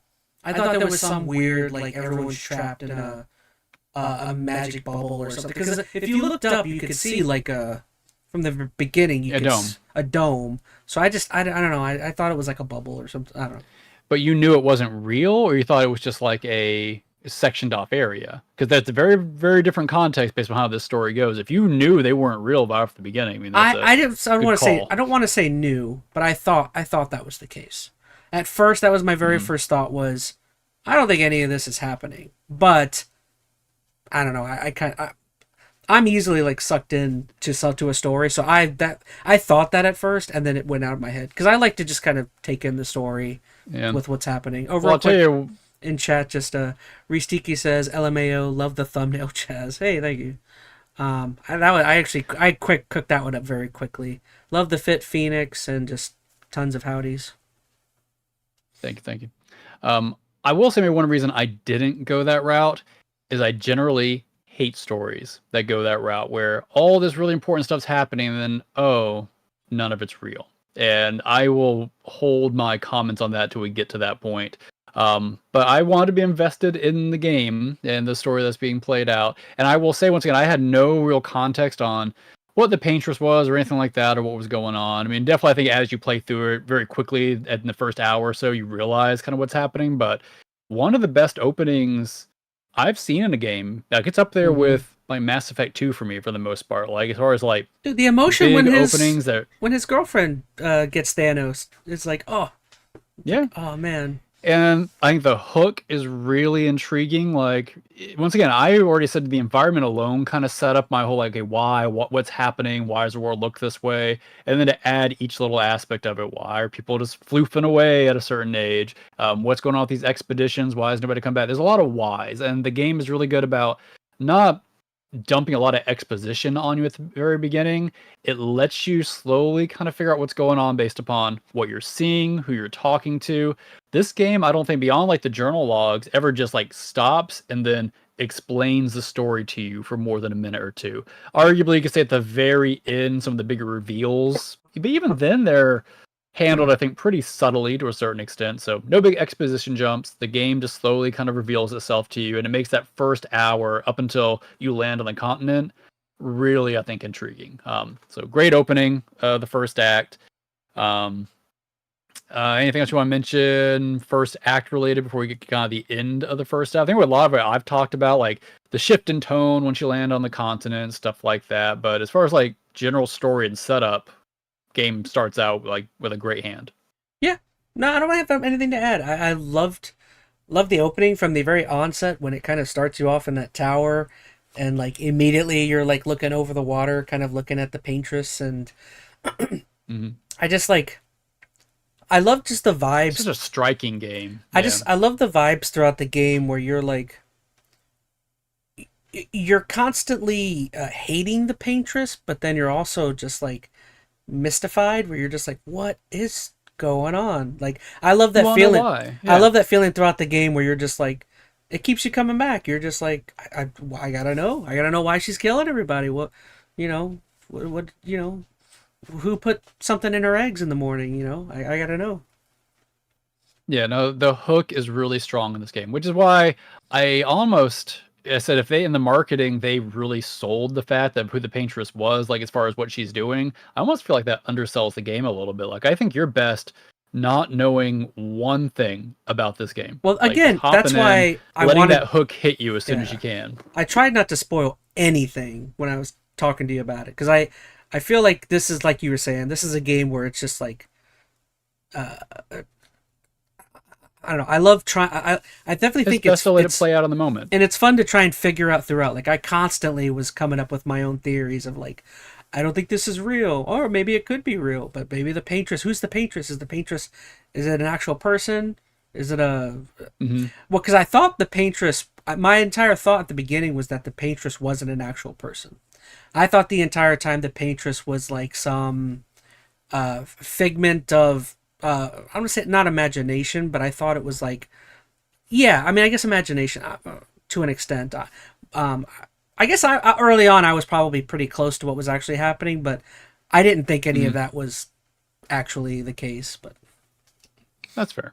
But yeah, if anybody, I know everybody in this chat has already seen you play it, but anybody watching this retrospectively, if you haven't played the game, don't or try your best to ignore or avoid any big story spoilers at the very beginning. Like, it's best played in the moment. Like, even though you very clearly know what's about to come in a vague sense, like as soon as you meet Sophie, you're like, yeah, this chick's dead. You know something's gonna happen, but the how and the why and what plays out, and then your role as far as following up after she dies, like all that's handled really, really well as the hook. So, and just to great build start. upon what you just said, I definitely think that very much is the case here. Where like even though maybe early on I had a couple theories that like were similar to what was happening, that's really not the point of the game. We'll talk about it at the end, but like that's not the point. The point of the whole game is like why. So it's like it's not that you Hmm. understand, you know what's happening. It's the why is it happening, which is super interesting and cool. But go ahead, sorry. Yeah. No, agreed.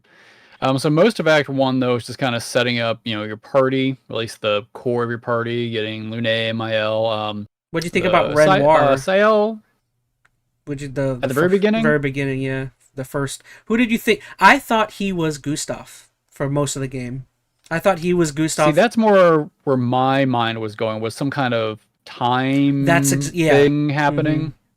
Especially because, like, the Verso character, without going too far, I didn't know who Verso was, but there's a lot of visual similarities between Gustav and even Verso and Renoir. I'm wondering if somehow we're I thought they seeing were all the same Gustav like different person. points in his life. I thought they were all Yeah, the same person throughout the entire game. Like you said, I thought it was a time thing where Gustav is young, Renoir is him adult. I thought Renoir was just trying to Verso prevent. somewhere in between. I thought Renoir's goal with killing him was to keep him from doing something that he does later in the Hmm. future or something, He or had that he was. learned how terrible Yeah. something was. Yeah. Mm-hmm.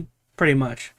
Yeah, that's kind of where my narrative leads were going initially. I mean, obviously, if you know the game, very, very wrong, unfortunately. But that's where I went. I mean, I thought the opening was fine enough. I mean, they don't really give a whole lot about Renoir right off the bat.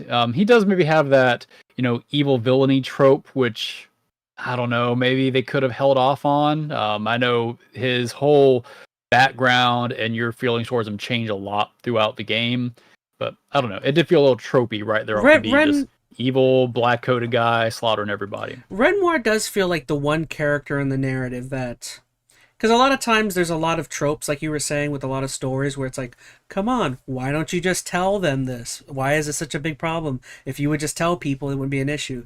Renoir feels like the one character in the story where it's like, just tell everyone what's happening. Like, Verso to an extent too. yeah. To be fair, Well, Verso it a makes more lot of sense. the Verso makes more sense for him to be a little cagey. Renoir, it's like, dude, just explain. You know what I mean? I don't know.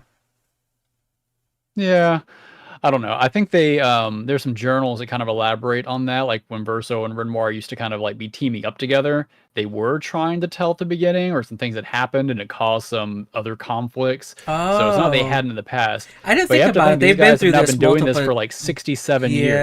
Yeah.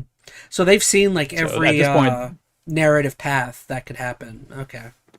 exactly. So they're just kind of playing it out now for their past experiences. But yeah, most of the story then, just except for Act 1, is getting your party together. CL, I'll tell you, it took me a while to. I mean, she was a fine enough character. I think I liked her more towards the end if you spend time really talking to her at the camp. Her But husband died, right? initially, Was she the one with the husband? her husband died in an accident. She miscarried trying to kill herself. Like it's a dark story. Everybody's got a dark story in Yeah. this whole thing. Um, but I mean, she was an interesting character. You don't get a whole lot of that early on. She's definitely cagier. I So I didn't notice, but no. Okay, I was gonna say no. You did get backstory. I was gonna say I didn't. Early on, you don't really get a lot of backstory for Mael, but I do think you do get a. You just know she was adopted by parents and whatnot, but that's about it that you all know. Adopted yeah. by them and then sort of Um, semi-adopted by Gustav and whatnot. you get introduced to probably the best character in the whole game, Eskia. Like, that's my boy right there. Yeah, I love SKA. Were we serious? Are Yeah, you a little serious more about woo, a wanting little to more wee. possibly MegaCon. Oh, I don't know. That's right around the time we're thinking about Japan, so that might be a little hard to swing. Mm, That'd be fun cosplay. You'd be a good SKA. I I might be a would mime. I don't know. I would love to. That would be super. We should or we could either do individuals or we could all go as the baguette character. All of us just wear the Ah, baguette. I got the beret already. It'd be easy to do. We All get baguettes attached to our backs. Get the costumes. I think that would be almost funnier, but more funnier. be a lot easier.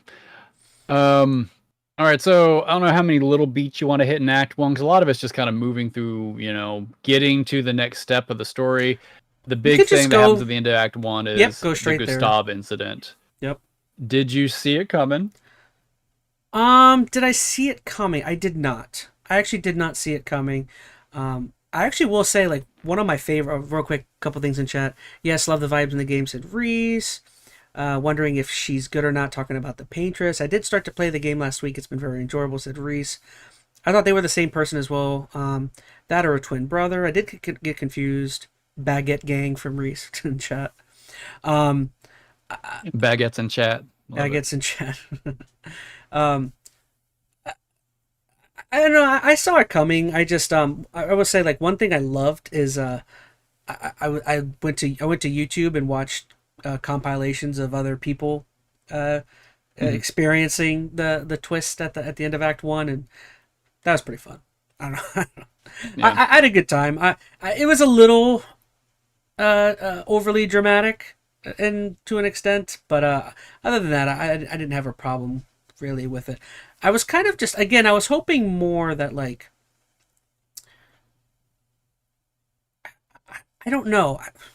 At that time, did Mael know anything about herself yet? Right, she didn't, so she couldn't do anything. No, I think she'd had like a flashback or two, but she wasn't capable of painting or anything like that Okay, at that point. all right. I don't. I didn't see it coming. I thought it was enjoyable. I thought it was an interesting twist. I think what's more interesting is after that. I thought Mael was going to become. Well, I guess she technically is the main. She's a main character, but yeah, I didn't expect that someone would Taking replace. control of Verso. Yeah, I didn't think someone Yeah, would just downright replace him. I thought he would just be xed out. But gone. what did Yeah. you think? I mean, I always love a good character death when done well. I think it definitely can shift the stakes, and I think killing Gustav was a big gut punch. I did kind of feel it was coming. I didn't know 100%, like it wasn't spoiled, but I had seen little gameplay snippets with Verso, and there was a very clear absence of Gustav, and I'm like, something's happening to Gustav. Either he's gonna run off, or he's gonna die, or who knows what's gonna happen. But Gustav was not gonna be with your party the entire time. So when I we I got to that Lamp Master part, I'm like, ooh, this looks not so good for him. the one thing I will say that I should have seen it coming is the the overall just like environment and the theme kind of changes leading up to him when you're like leading up to the Mm-hmm. lamp guy, like everything kind of gets, there's like a very dark shade of like blue that kind of comes over the entire area. Mm-hmm. It's very kind of, it gets kind of dark. There's no more light, kind of. It feels just kind of like the sun's kind of gone, but it's still light out, and I Yeah. don't know, the vibe of the whole world kind of changes just before that, and it's very dour.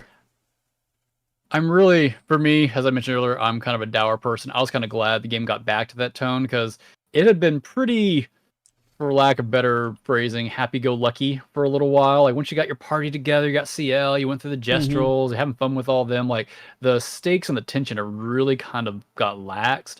So I think this was kind of important to shift things again. And honestly, I mean, not saying the tone doesn't still bounce around a little bit, but I think it kind of reset that switch and reminded, okay, this is still kind of a big deal. It kind of reset the motivation for the characters again. And it also, I think, recontextualized some stuff. I mean, Verso coming in, of course, and kind of his integration into it really changes the dynamic of the entire party and their story and moving on from there. But I know I liked it. I want to say I'm glad they killed him off because I do like Gustav as a character, but I do think it was an important decision to make, and I think it sold the story well. So And yeah, I thought it was a good twist. leading up to it, that lantern battle was interesting because that was like your first experience with a like multi-stepped layered battle where you Hmm. fight the person multiple times, And I don't know, I thought that was pretty interesting how leading up to you really should have expected something to happen after that, because again, that battle is Yeah. so different. I don't know, and everything Yeah. seems I too do like that the happy. game. Mile is a little too like everyone's a little too talkative and happy right before the thing happens. So again, you should kind of, Mhm. it's like everyone's like, yeah. That's what I'm saying. I'm glad this had that switch again because everybody was getting too Mm-hmm. comfortable. Maybe that was kind of the point too. Is like they were getting some progress, they were enjoying the world and kind of what they were doing. So this needed to kind of reset those stakes for them, Renmar which was like, yeah, I think you worked. stop that over there. Yeah. All right, so that's Act One in a nutshell, and we left out a lot, but those are like the big highlights. I mean, Act One's really about the beginning and the end. Mm-hmm. Act Two. So Can this is I really getting to know Verso. Oh, go ahead. can I just ask you overall your thoughts on the three act narrative of style that they were kind of going for? Um, what did you think of how they handled, like, if it feels like three different stories wrapped up into one, in my opinion. Um, I mean, I don't feel like it's three different stories. Maybe because I'm used to like three act structures for like plays and things of that nature. I mean, I liked it. I liked the way it played out. It helps set a little bit of structure to a story because I feel like a lot of I mean, any story can, but games in particular can meander a lot when they don't have very clear kind of like framings on what a section of the game should be. Like Final Fantasy, 7, the reboots for me, those Mm-hmm. games felt like they went on forever because they didn't have like real clear kind of part of it because they're milking that game for all it's worth right now and stretching things out way beyond what they should. But that game felt like a slog. I think having the acts and having them kind of focused and a structure to them helps the pacing of the game a little bit and kind of your expectation for the next act as far as like what it's going to accomplish, the size of these. That's like just a story writing trope, Mm-hmm. or I should say structural component, which I like. I didn't feel like there were separate stories though. I mean, I definitely felt like they were just continuations and reveals that help recontextualize the prior Or acts, maybe but it. they were never like completely tangential to me. Yeah, maybe I didn't, but I mean, like, I got strong like season of a TV show vibes when I was playing it. Like, Sure, I definitely felt like at the end of I can like see each that. act, I was like, oh, there's season one. I mean, I guess act one, act two, whatever. But like, yeah, it definitely felt like I just wrapped Felt up a like a season play. of a TV show, and I just like needed to like kind of relax afterwards. Well, I'll play. Yeah. Yeah. Yeah, no, I like the structure, maybe for slightly different reasons than you did, but I think it was a nice way to frame it and keep the narrative focused. So narrative or not narrative, I'm sorry. Act Two is really all about Verso. How did you feel about Verso when you kind of entered your party? Kind of who that character was, because now he's kind of your. I mean, he's not really. You only really have direct control of him in the camp. Everywhere else, you can kind of play as whoever you want, but he's Mm-hmm. kind of your avatar now into the game. I think that's what it wants you to feel like. How'd you feel about that? I guess initially I just wanted to congratulate Ben Starr again. I mean, that dude does like the Mm, coolest RPG freaking British whatever his voice is supposed to be. I know you didn't play Final Fantasy 16, but he was the main character in 16. He played yeah. Clive, and like he does such a great job. I mean, he basically here is Clive, but except less angry. But I don't know. I just wanted to initially say yeah, he did a great job. Granted, we mentioned it before. All the voice actors were top notch here, and Top everyone. notch. Yep. Yeah. Um, to an extent, there were I definitely didn't like Clive. I definitely didn't like Verso as much. Yeah, I definitely didn't like Verso as much. I didn't like Verso until the end. I'll just say that because the ending really puts into context a lot of the stuff. Not just Yeah, the you don't get to ending, know who Verso is until the end. until Yeah. the end, and until like even through a lot of the moments with his dad, like the fights and stuff, you really don't even, they Hmm. still don't even let you in exactly on what's happening. You get tidbits, but yeah, you don't really get an understanding of it. So that's why I was saying is like he didn't come off to me as entertaining as like Gustav, who like you were saying, Gustav was more hot and cold. Like he was sad and depressed, or he was lively and having fun with Mael and playing games with Well, he was SPA. relatable too. Like Yeah. Gustav felt like, a normal person. Like when he would go in, he would be idealistic, and then he'd get into the middle of the first battle and realize, crap, everything's going to hell in a handbasket. I'm gonna end this right here and now for myself. And then he shifts back and forth. Like you can relate to all his emotions bouncing around. How he's sometimes decisive, but sometimes he's still a little unsure of himself. Verso's very different, and of course he's coming through basically lying through his teeth for most of that act, which like it's not really a secret that he's holding secrets, and I think it makes it weird to take on. I mean, initially I did not like playing with him just because I generally like to feel like I'm connecting to my avatar, but you have to realize that's not what this game is trying to do. This is not your avatar. This is a character in this story, so having to really separate yourself from that, I think, is important. I think one thing I didn't love from a narrative standpoint is just how trusting the rest of the expedition was to Verso just joining their gang. There was like no downtime between Gustav being done for and then Verso showing up and be like, hey, sorry about your guy. Again, come with me. Not to touch on spoilers, but there is an aspect of our gang that it's so hard to because this touches to the ending. I guess we can touch on spoilers, right? I mean, how much of our gang is, I mean, nothing is within their control. Like, are they actually doing things that are up to them? So like critiques of like Gustav and stuff, like, I mean, is he doing something? Is he doing anything that he wants to do, or is it all predestined? Is it predetermined? You know what I mean? Does I don't he have think it's predestined. They all have, agency and their own, independent willpower over what they're doing. If when they paint the characters, and we can come back with what that means in a bit, you're creating them. You're not creating their pathways as far as what they're going to do in every action. And this is a big conversation to get into as far as what the painted people are and how you should view them. But to my understanding, it wasn't like once they were created, their whole lives were created for them. I'm assuming that's not the feeling I got from it, unless they're going with a very different kind of theologic perspective. But I don't feel like that was the case, that they were just following certain steps. I just question how much of that is the case, because when you get to the ending, you see characters doing things that they don't want to do. So it's like, how much I don't know. Well, I guess that, I don't know. I mean, I'm not gonna say that depends, I guess, on what you decide at the end. Yeah, the ending can go different ways. I'm not saying there's none of that taking part here, as so there is, I think, a little bit of interpretation to be had. I do feel like everybody, at least at this point, you feel like everyone had free will, basically.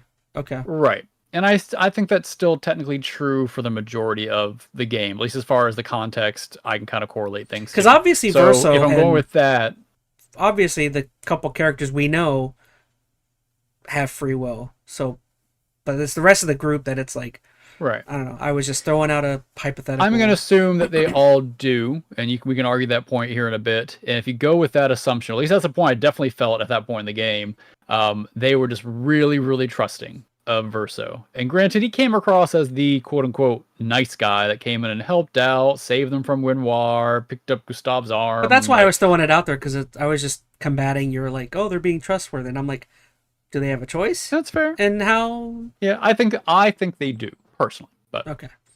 Well, that's what I like. I love games that make you like, well, you don't know. Like, it's however you view things that are happening. I don't know. That's why I love stuff like Returnal and whatnot. Like, just great storytelling. I don't know. Yeah, oh, Soma. Stories that have some layers to them. Stuff like Soma. Returnal. I have in my notes. I want to come back to discussing that one. All right, sorry, go ahead. But no, you're fine. So anyway, that was Verso. He comes in. He kind of leads you to the next few, steps of the narrative as far as what you had to go through the duelist. I know you had to go through that portion. Oh, that was such a cool fight. Way to Old Lumiere. Yeah. Yeah, there's a lot of cool moments that happen through there. I'm not saying we have to hit on all of those, but you're slowly kind of figuring out who Verso kind of is. Like, he's not revealing everything to you, so it's a lot of back and forth, and you get pieces. Real quick, finding out that Renoir is his father. What'd you think of the blood-soaked area where the duelist was? Pretty cool, huh? It was intense. I loved it. And that's another thing is like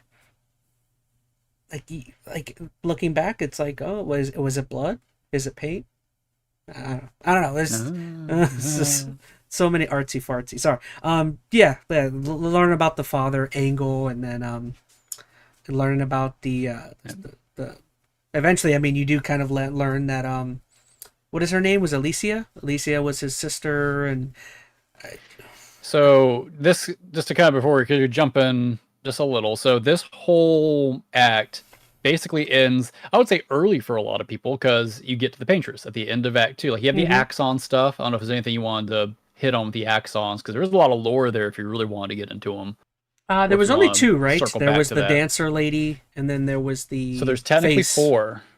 Oh, there's more. Is it There's only post game? 2 you fight. Well, there's only 2 you fight in the main story. The Paintress is third one. one is part of a leash. No, No. Paintress is not an Axon. Oh, okay. No.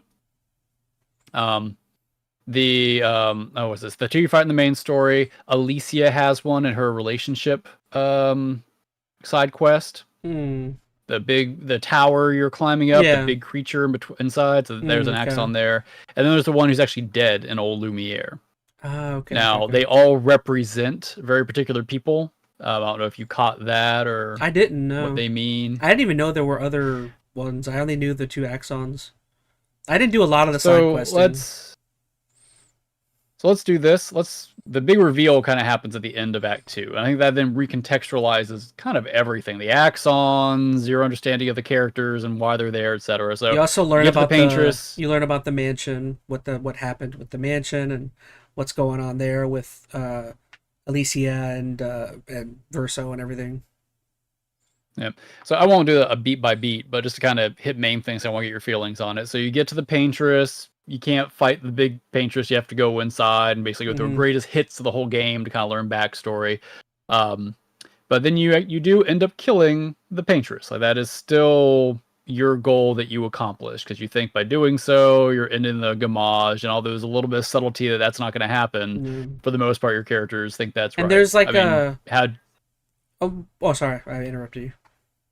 I was just saying it's a very lukewarm win against the Paintress too, for like half of the people. Like, half of the people like super stoked, but there's definitely a sense of like, some people know something that they're not letting on about. More particular, it seems like Mael and Verso are the ones where it's like there's something off about them. Like, everyone else is just like, yay, we won, we're victorious. Yeah, I think that's part of it. It is bittersweet, because based upon everything they've been leading up to, that by killing the Paintress, it is not going to play out the way that everybody's hoped. So you kill her, yay, you get back to Lumiere. I will say, I found that moment really weird to me. Like, when they got to Lumiere and everybody's like, everyone's yay, celebrating, and there's the fireworks going off. But most people did not seem that excited. I don't know if that's just maybe the way they were animated or how that was set up, but even like you saw Gustav's sister, she's like, yay. I mean, I know Gustav just died, maybe that's hitting her hard, but even like people just stand in the docks, they're like, oh, cool, the expedition's back, good job, guys. Like, I feel like that would be a much bigger moment, that you just major weight's been lifted off your shoulder, you're not going to die in the next year. Like, I don't know, I feel like that got undersold a little bit from the Lumiereans perspective, but I don't know, that could be context. Yeah, I don't know if that's right or not. So yeah, you find out that basically the Paintress was not the main villain. She was kind of keeping everybody alive as long as she could, and really it was Renoir, the real Renoir, who was actually trying to wipe everything out to get the Paintress out, which was his wife, etc., etc. I don't know if you want to go through all the details. I know your chat's seen this. What's the reason why Renoir wants to end everything there? Do you want to explain that, or that kind of explains the end of the game too? So essentially, Renoir is he wants to like end this imaginary place that what his wife has essentially cooked up, or his wife and the wife in the real world. So essentially, in the real world, there's the manor. You have to go back so far to explain this right. Essentially, let's start with this. There's a family in the real world called the Desanges, or Desanges. I can't say. I'm not French. I look very French. It is Renoir, the father, his wife Aline. I'm sorry, his wife Aline, and then they have 3 kids. They have Verso. Clair is the oldest. Then they have Verso and Alicia. So what happens at some point, there's a conflict. There's a whole actually outside conflict between different factions, the whole writer painter thing, which they don't really go into too much. But basically something happens. Mael gets burned horribly in a house fire because Verso tries to save her. And there Verso is a sense of like fire. There is like a world of magic kind of going on, right? Where like there is like a so sense this that family abilities or whatnot. has a power. They're called painters, and they can paint realities. Basically, they can go to a canvas, make an entire world, and not just create it, but then go inside of it. It's like a fancy VR headset. Essentially, they make the world, and they can hop in and interact with the world. So these kids and this whole family have used this power for years. Verso painted the world we're in, essentially, at least most of it, not all of it. He's the Did one who he? came with the Okay, I didn't know that. gestrels. I knew it was. I thought it was the mother He that kind of made created everything, or the mother was just he controlling made it afterwards. So he made kind of the fantastical aspect of it. So the Mm. gestrels, the what else? Mostly the gestrels. The weird That's monsters, really the like only life there's like, form there. He did not make those. was it the sister? He The made older sister really the made gestrels. those. Yeah, Yeah. but not till much later. Okay. Basically, him and his sister would use this as kind of a playground growing up. It's Verso's canvas. He made the kind of base of it, and then Clay would come and add some stuff to it, and they kind of grew up and had adventures as they kind of got older. Eventually, they both kind of took a step back from it because they got older, did other things. Verso wanted to be a musician. Clay, I don't know, seems like she's doing some social, political something going on. Yeah, she's like But super like eventually, political, like you were saying. I remember she was talking about how like the socio, there's like you're saying, another things. magical faction going Hmm. on, the Riders, and there's a conflict between the Painters, which is this family, and the Riders. We don't know any details about it. The story or the game does not go into details, but that Hmm. conflict is what spurs the fire at the Dosanjh's house, which ends up killing Verso, maiming Mael, and really kind of setting this whole family on this downward Yes. Hmm. spiral. Aline is horribly grieved over the loss of her son. So the only way she can feel like she can connect with them, I guess, when you do your paintings, at least to a certain point, part of your soul gets kind of attached to it. So there is part of Verso's soul living in the canvas he created, which is really the world that we've been playing in the whole time. So then Aline, to escape her grief, goes into this world, Where she can recreates see her her entire son. family. Yeah. She recreates a new version of Verso. That's the Verso we play with in the game. It's not the original Verso. She actually recreates another Clea, which you don't see unless you do side content. She recreates Renoir. That's the one you fight for most of the game. And she doesn't. Oh no, she does recreate Alicia too, but she blames Alicia for the fire. Hence why she's like white and maimed in the game. Like she's not real kind to her youngest daughter. So she spends time in here grieving. She also creates the world of Lumiere because she wants to add a touch of the real world to it so her family can live in it. Was they can there a interact. sense? So all of go ahead. Was there a sense that that Verso was like the favorite child? I kind of was getting that vibe where like Probably from the mother. from the mother mother son vibes. Yeah, I was kind of getting mothers always love their baby boy kind of thing. Yeah, because I was kind of getting that like Alicia was kind of like yeah, there's a lot of animosity. She was the there. third kid. She was a mistake. They're like, oh crap, we got another kid. I'm sorry, that's terrible. No, you're a good. third child. My apologies. She's got white hair. But anyway, Disown. the mother recreates Lumiere, which is basically Paris. Recreates it in this canvas, so there can be a real world to this fantasy world that she can interact with her family and all that kind of stuff. Mm-hmm.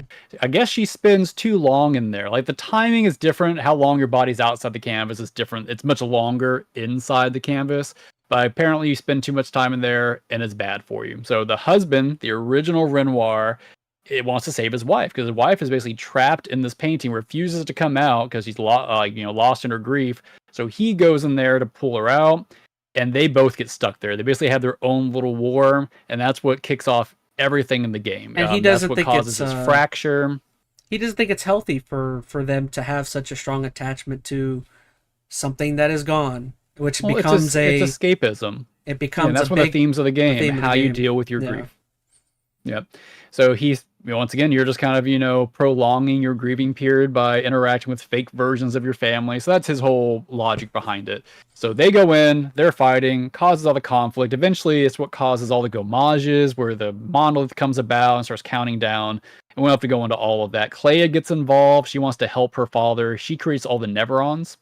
So yeah, I knew the middle way to fight back against it. I knew the middle one created everything, basically. Or which one's the middle one? Well, Claire's the oldest. Claire's the oldest. Okay. The middle one's Verso, I'm pretty sure. Yeah. So I knew the other sister is the one that created all the Neverons, basically. Yeah. And then she's kind of hands off. Like she does cause some events that happen, but they're kind of side story-ish, so I won't get into all that. Which But that's really I'm what still sets gonna everything play. up. Mm-hmm. Yeah. And then Alicia, the girl who actually maimed in the fire, she gets kind of brought in because she's grieving as well by her sister. And she's like, well, can we help our parents get out of this painting? And Clay is like, well, why don't you go in and see if you can assist? And basically, not forces her, but highly encourages Alicia to go into the painting. And when she does, she gets overwhelmed by her mother's chroma. That's the kind of magic power they use inside the game. And it turns her into Mael. Mael gets kind of reborn, or Alicia gets reborn in the game as Mael. This is not a painted version. This is her. She basically relives her life inside this paintress as Mael, losing all her memories until they get to the end, to the point where we're at in the game where they kill the paintress. Everybody in Lumiere gets wiped out as soon as that happens, except for Verso and Mael / Alicia. So that's a lot. Hopefully you guys watch Chaz play the game, because that's a lot to spit out there and probably doesn't make a lot of sense to anybody following along. No, I'll let you explain. But you basically explain it find better out than me. that So. I think this is where I think a lot of people are going to have the most varying opinions about now how to proceed, how they feel about this game, because you find out most of the characters that you've been playing with the entire game, Gustav, Lune, CL, not only are they gone, they were never quote unquote real to begin with. Mm-hmm. And without going any further than that, because you find out basically that everybody's not, who were they? Well, they may have been real to somebody. So they were not. They were okay, and that's kind of where this conversation now has to go. Were those lives meaningful? Because they were essentially creations. They were painted people. They were not real in the context of they weren't human beings, I suppose. It's hard to even phrase it that way, but they were gone and never really were real from the get-go. But I guess I'll leave it to you first so I can get my mind kind of wrapped back around it. How'd you feel about that twist? Do you feel like they were real people, not real people? Does it matter anymore? Is the game now a big wash? I definitely ended up viewing them as real people, just because of my own personal, I guess a relationship and attachment I had grown to them. I feel as though it's the same Soma thing where it's like, well, how much of a bunch of ones and zeros, but it seems like it has a personality. Is it a person? But do they have a soul? But do they have a soul? And I definitely got the vibe that they were real people, and I wanted to believe that. I feel like that's the happy thing to believe. Oh, real quick in chat, Versa was an interesting character, said Reese. Oh, Robot thanks you for your explanation. Said it was a very good explanation. But it was clear enough. I could be missing some of those details, but that's the narrative that I understood. Oh shoot, I forgot where I was going. Oh no, I got distracted. You felt they were real because of the relationships that you had made with them along the way. The journey along the way is what and I felt they were real, but when it comes to, are we talking the decision at the end? Is that what we're going? Let's hold off on that. Well, let's hold off on that. I really just want to get your sense on if you thought they were real or not. I thought they were real. I think they were real people because of, I don't know, maybe because the characters did the other characters, Mael and everyone else, they built such a rapport and relationship with them. It was believable. It was realistic. It was realistic. It was a realistic. They were people that literally were going, well, they're things that are going through strife and persevering. I don't know. I just feel like that's like the good part of my heart. It wanted me to believe they were real. And that's fair. And the game, to its credit, does a fantastic job of making you care about these characters. I mean, Gustav, from the beginning, you felt for his ups and downs when he lost Sophie, when he lost Mael, he thought, and had to find her again to his death. But the game doesn't tell you they're real. It doesn't say you should think. Oh no, it doesn't say one way or the other. Yeah, that's what I love. At the end, but the premise at the beginning, without giving you many details, is you should take this world at face value. These are real people that you should be caring about. So when they kind of rip that rug out from under you, you then have to re-establish those feelings. I will say, and I kind of mentioned this at the very beginning when we started talking about the story, I generally hate this trope of it was all a dream. Because it makes everything feel a little useless that you just went through. So is this going to be another Because kudos to the narrative that it's something you don't necessarily like? So it's a critique. I think that I don't love this direction. I don't think it's bad. A lot of people are just like very much against this period. Mm-hmm. I don't think it's bad. It's a direction that you can go with this story, and I think for everything it is, they have a lot of rationale for it, and a lot of lore, and a lot of. They definitely sell it well. So I'm not trying to act like this is a bad story because I don't like the direction, but I don't love the direction. No. And it's really hard because your personal understanding of life is going to come into this. And I'll say I am a religious person. I do believe there's a soul in creation, and I don't feel like that would be the case for the extra level of creative work. Because here's the thing, like, yes, this game does a really good job of making these characters feel real because you have a lot to go off, right? You're seeing them, you're talking with them.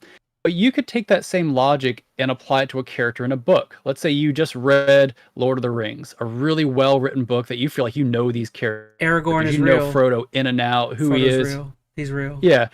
Is in the same context, are they any more or less real than the characters we're talking about in this game? I think most people would say that the characters in Lord of the Rings are not real people. Like, if you took the book they were in and you lit it on fire, well, that's it, right? If you took that book and you lit it on fire, you destroyed the canvas, is anybody going to bat an eye?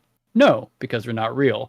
Now, this takes it to another level because they're more fleshed out, right? They have more sentience. It appears they have free will. Like, and that goes back to what you were saying earlier. Do they really have free will? And this almost gets theological at a certain point. Like, the Desanges are basically gods creating what looks like life. And you could take this so many directions. And I don't know if we want to go down that rabbit hole. I didn't think about that. Yeah, the whole... I mean, they are like even how we look at creators. Life and like if you believe in God or not, like there's so much to it. I'm not trying to start any kind of religious, major discussions, but there's so many levels to it. I look at it as, if this was a VR game, right? And we could actually go into and interact in this world with a VR character, would we think they're real? Would you say, like, if you killed somebody in a VR world, would you be a murderer? If they were just ones and zeros? And this goes to the Soma conversation too. Because then you could argue any VR game you play with a fleshed out enough character, you're a murderer if you're killing like NPCs or like villains or whatever it may be. Yeah. Like that's the logic you take with this. And I know this is fantastical, so you could argue there's another layer of creation here, but you could make the argument that like your attachment to something, I mean, I'm not saying this is the case, but you could make the argument that your attachment to something may not necessarily be whether it is your attachment to something could only grow based on your experiences with something. Like, if something's not real, but you've spent 20 years with it as a friend, talking to it and doing things, it's like, well, again, it's all based on your view. I don't know, like, and that's what makes this hard. And without getting to the ending decision, even just the moment that happens here, basically Renoir, who's trying to get his wife out of the canvas, the only way he sees to do it is to delete the canvas, erase the canvas and all the people in it, including everybody in Lumiere. Destroy the what is it? I can't think of the word. The canvas. The canvas. Well, there's a word I was thinking. Never mind. Sorry. The visage? Not visage. There's a word I'm thinking of like of something that like isn't there. The veil. Veil. Yes, I was thinking of the veil. Yeah. Yeah, and depending on how you look at this now and how you view these people, Renoir is either completely justified because he's getting his real life, from his perspective, wife out of this canvas so she can live, or he's committing mass genocide by murdering all these painted people. So this is where I think a lot of people have to make decisions on what they feel about. Is this life? Is this not? As of the Soma, I think conversation comes back to play. What is life? Because there is a... Well, I guess what is this? I mean, but yeah, there's a very deep thing when it comes to things that happen at the end where it's like, like you were saying, are you ending life here or are you? I don't know. Or is there no life to begin with? Yeah. Are these gods creating life or artists creating characters? Like, that's the decision you as the player are kind of making, because a lot of decisions are happening right now in front of you that you have to decide if you're okay with or not. But eventually, as you said, you have to make a decision at the end that basically reinforces your perspective on that belief, on what life truly is. So that's And where I this game is love. going. Before we go, oh, go ahead. I just want to say I love that. I love that the game leaves it to your personal beliefs to decide Hmm. how things are going to go. And I love that. I love that the game's like, Yeah, well, what do you believe? Choose whichever direction, and that's that's going to work out. We see how it works out for you. You know what I mean? I like that. sure. And I can appreciate that aspect of the story, that it is open. This is a very different direction the game, I think, felt like it was going to go. But I said I can appreciate how much thought went into, okay, this decision and the weight behind it, kind of what it recontextualizes, everything else that came before it. But I do want to propose some other directions the story could have went that I would have personally liked. Mm-hmm. What if these, and you can still go with, these painted people aren't real, at least not in the general context, but what if they could become real? What if there is an avenue in this game where, and kind of towards the end, Verso almost seems like it's about to, you could cross that threshold into the real world. I think that would add some weight. Like they could still have this life versus non-life creation versus creator kind of thing. But then it also wouldn't make it feel like all these relationships you had prior were meaningless. If like you could repaint Gustav and then he could escape the painting and actually be a real person, I think that could have added some interesting context. This also could have led to maybe some kind of storyline like a war between the painters versus the painted. The painted people realize that they're not real and they want to Mm. be real and they find a pathway out of the painting, and you got the painters pushing back and the painted people wanting to get out. Like there's some routes he could have done to give more agency, I think, to the fake slash painted people instead of just like maybe they weren't real, maybe they didn't matter, maybe they did.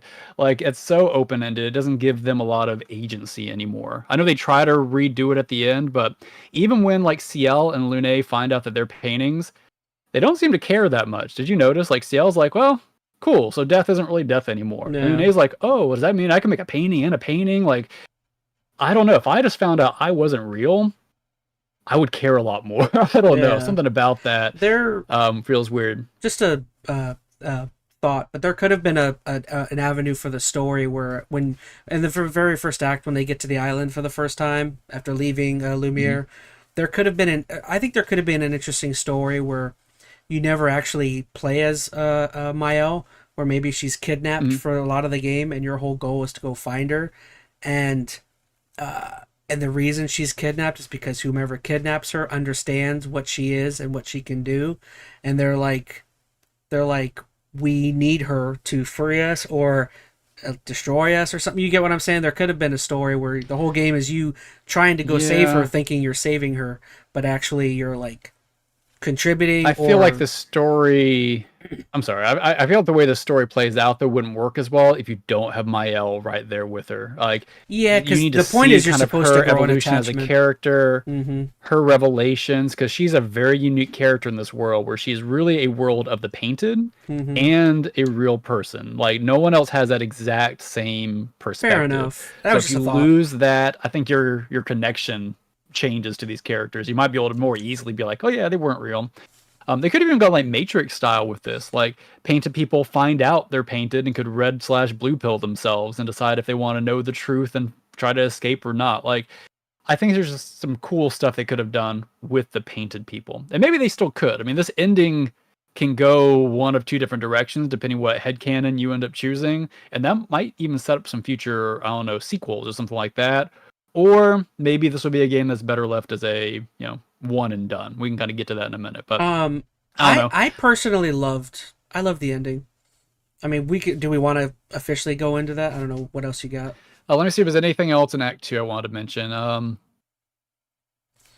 mean, I think I mentioned a lot of it. Although I appreciate the direction they went, I would have liked to have seen them add just a little more to the painted people's now new motivation. Instead of just, let's just keep our world the way it is, of finding a way to make their world more real. But I agree either way, with you. There we can move there into the was a ending. lack of emotion though at the end with Seal and Luna. It is a little odd that they're kind of like peeking into the learning about everything that's going on around them, and they're just kind of like, I mean, although like I'm saying that, but I'm also like, well, what else are you gonna do if you What are their realize? options? Yeah. What do you when you realize you're not real? Like, what else can they do? They're just like, But I I'm feel not. like at least one of them should have had an existential crisis right there.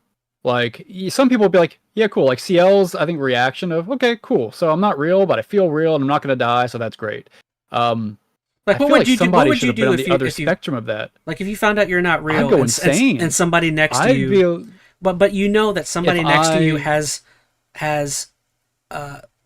if you realize you're not real and that the people that you know directly have a say in whether that's the case or not.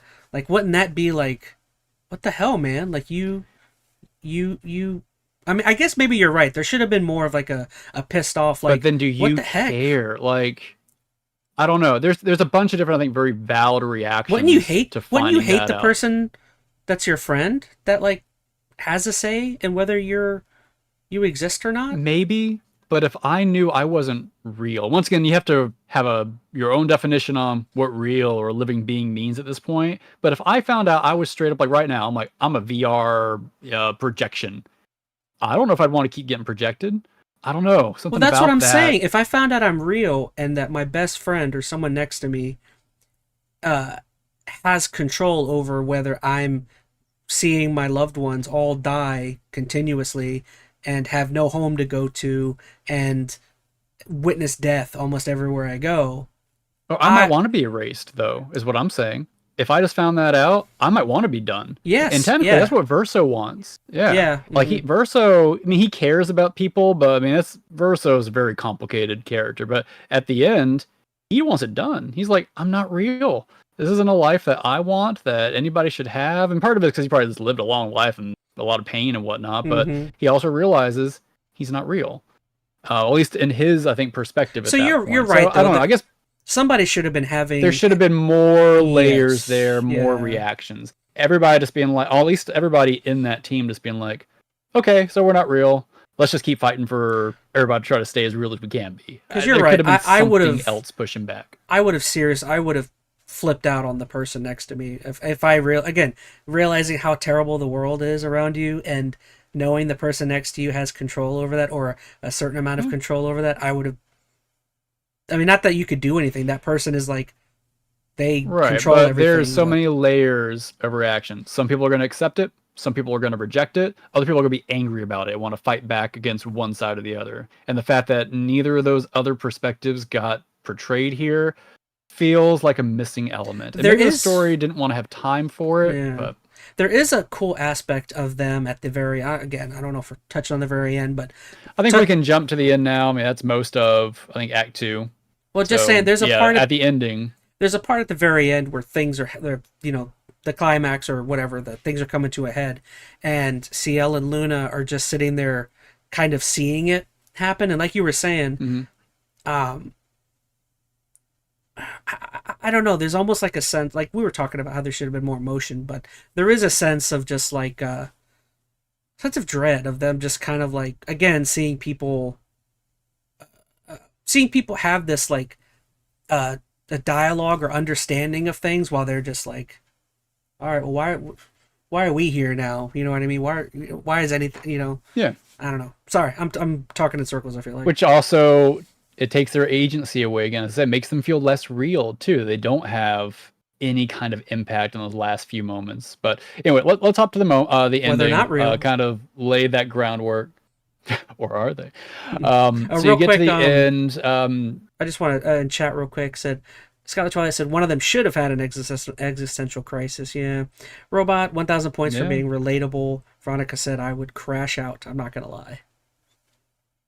Yeah, mixture of outcomes that could have happened there. But anyway, from the here of the story, they still realize, hey, let's go fight the real Renoir, because that's one who now has gommaged the rest of Lumiere. They're like, if we defeat him, we can then decide what happens to this world. And at that point, they're all still like, well, we can repaint everybody now, because they realize since nobody's real, quote unquote, we can just make them all come back to life, which that makes them feel less real to me. The fact that you bring them all back, like at least if they were a subset was truly dead, maybe the ones who got killed by the Nevrons or something. But the fact they can, I guess the Nevrons kind of are really, no, no, they can still come back. Point being, it really kind of messes with it. Their goal now is they go kill Renoir, repaint the world, and they can live their lives as happy as can be. And Renoir, at this point, he's got his wife out, so he's happy. He just wants to get Alicia/Mael out. So his goal is to try to convince her to get out of the painting. So they go through, they have their big fight. You beat Renoir. And Renoir finally leaves because Mael/Alicia is like, this is a hey, really I'm not cool, going to stay here forever. This is a really cool thing that that happens between him and Mael. Yeah, because she basically does what her mother did. She's like, no, I'm not going to stay here. I'm just going to help paint this world, get things kind of happy again. And then I'm going to come out of the painting. And, it's not going to be, I'm going to live here forever with my grief. He believes her.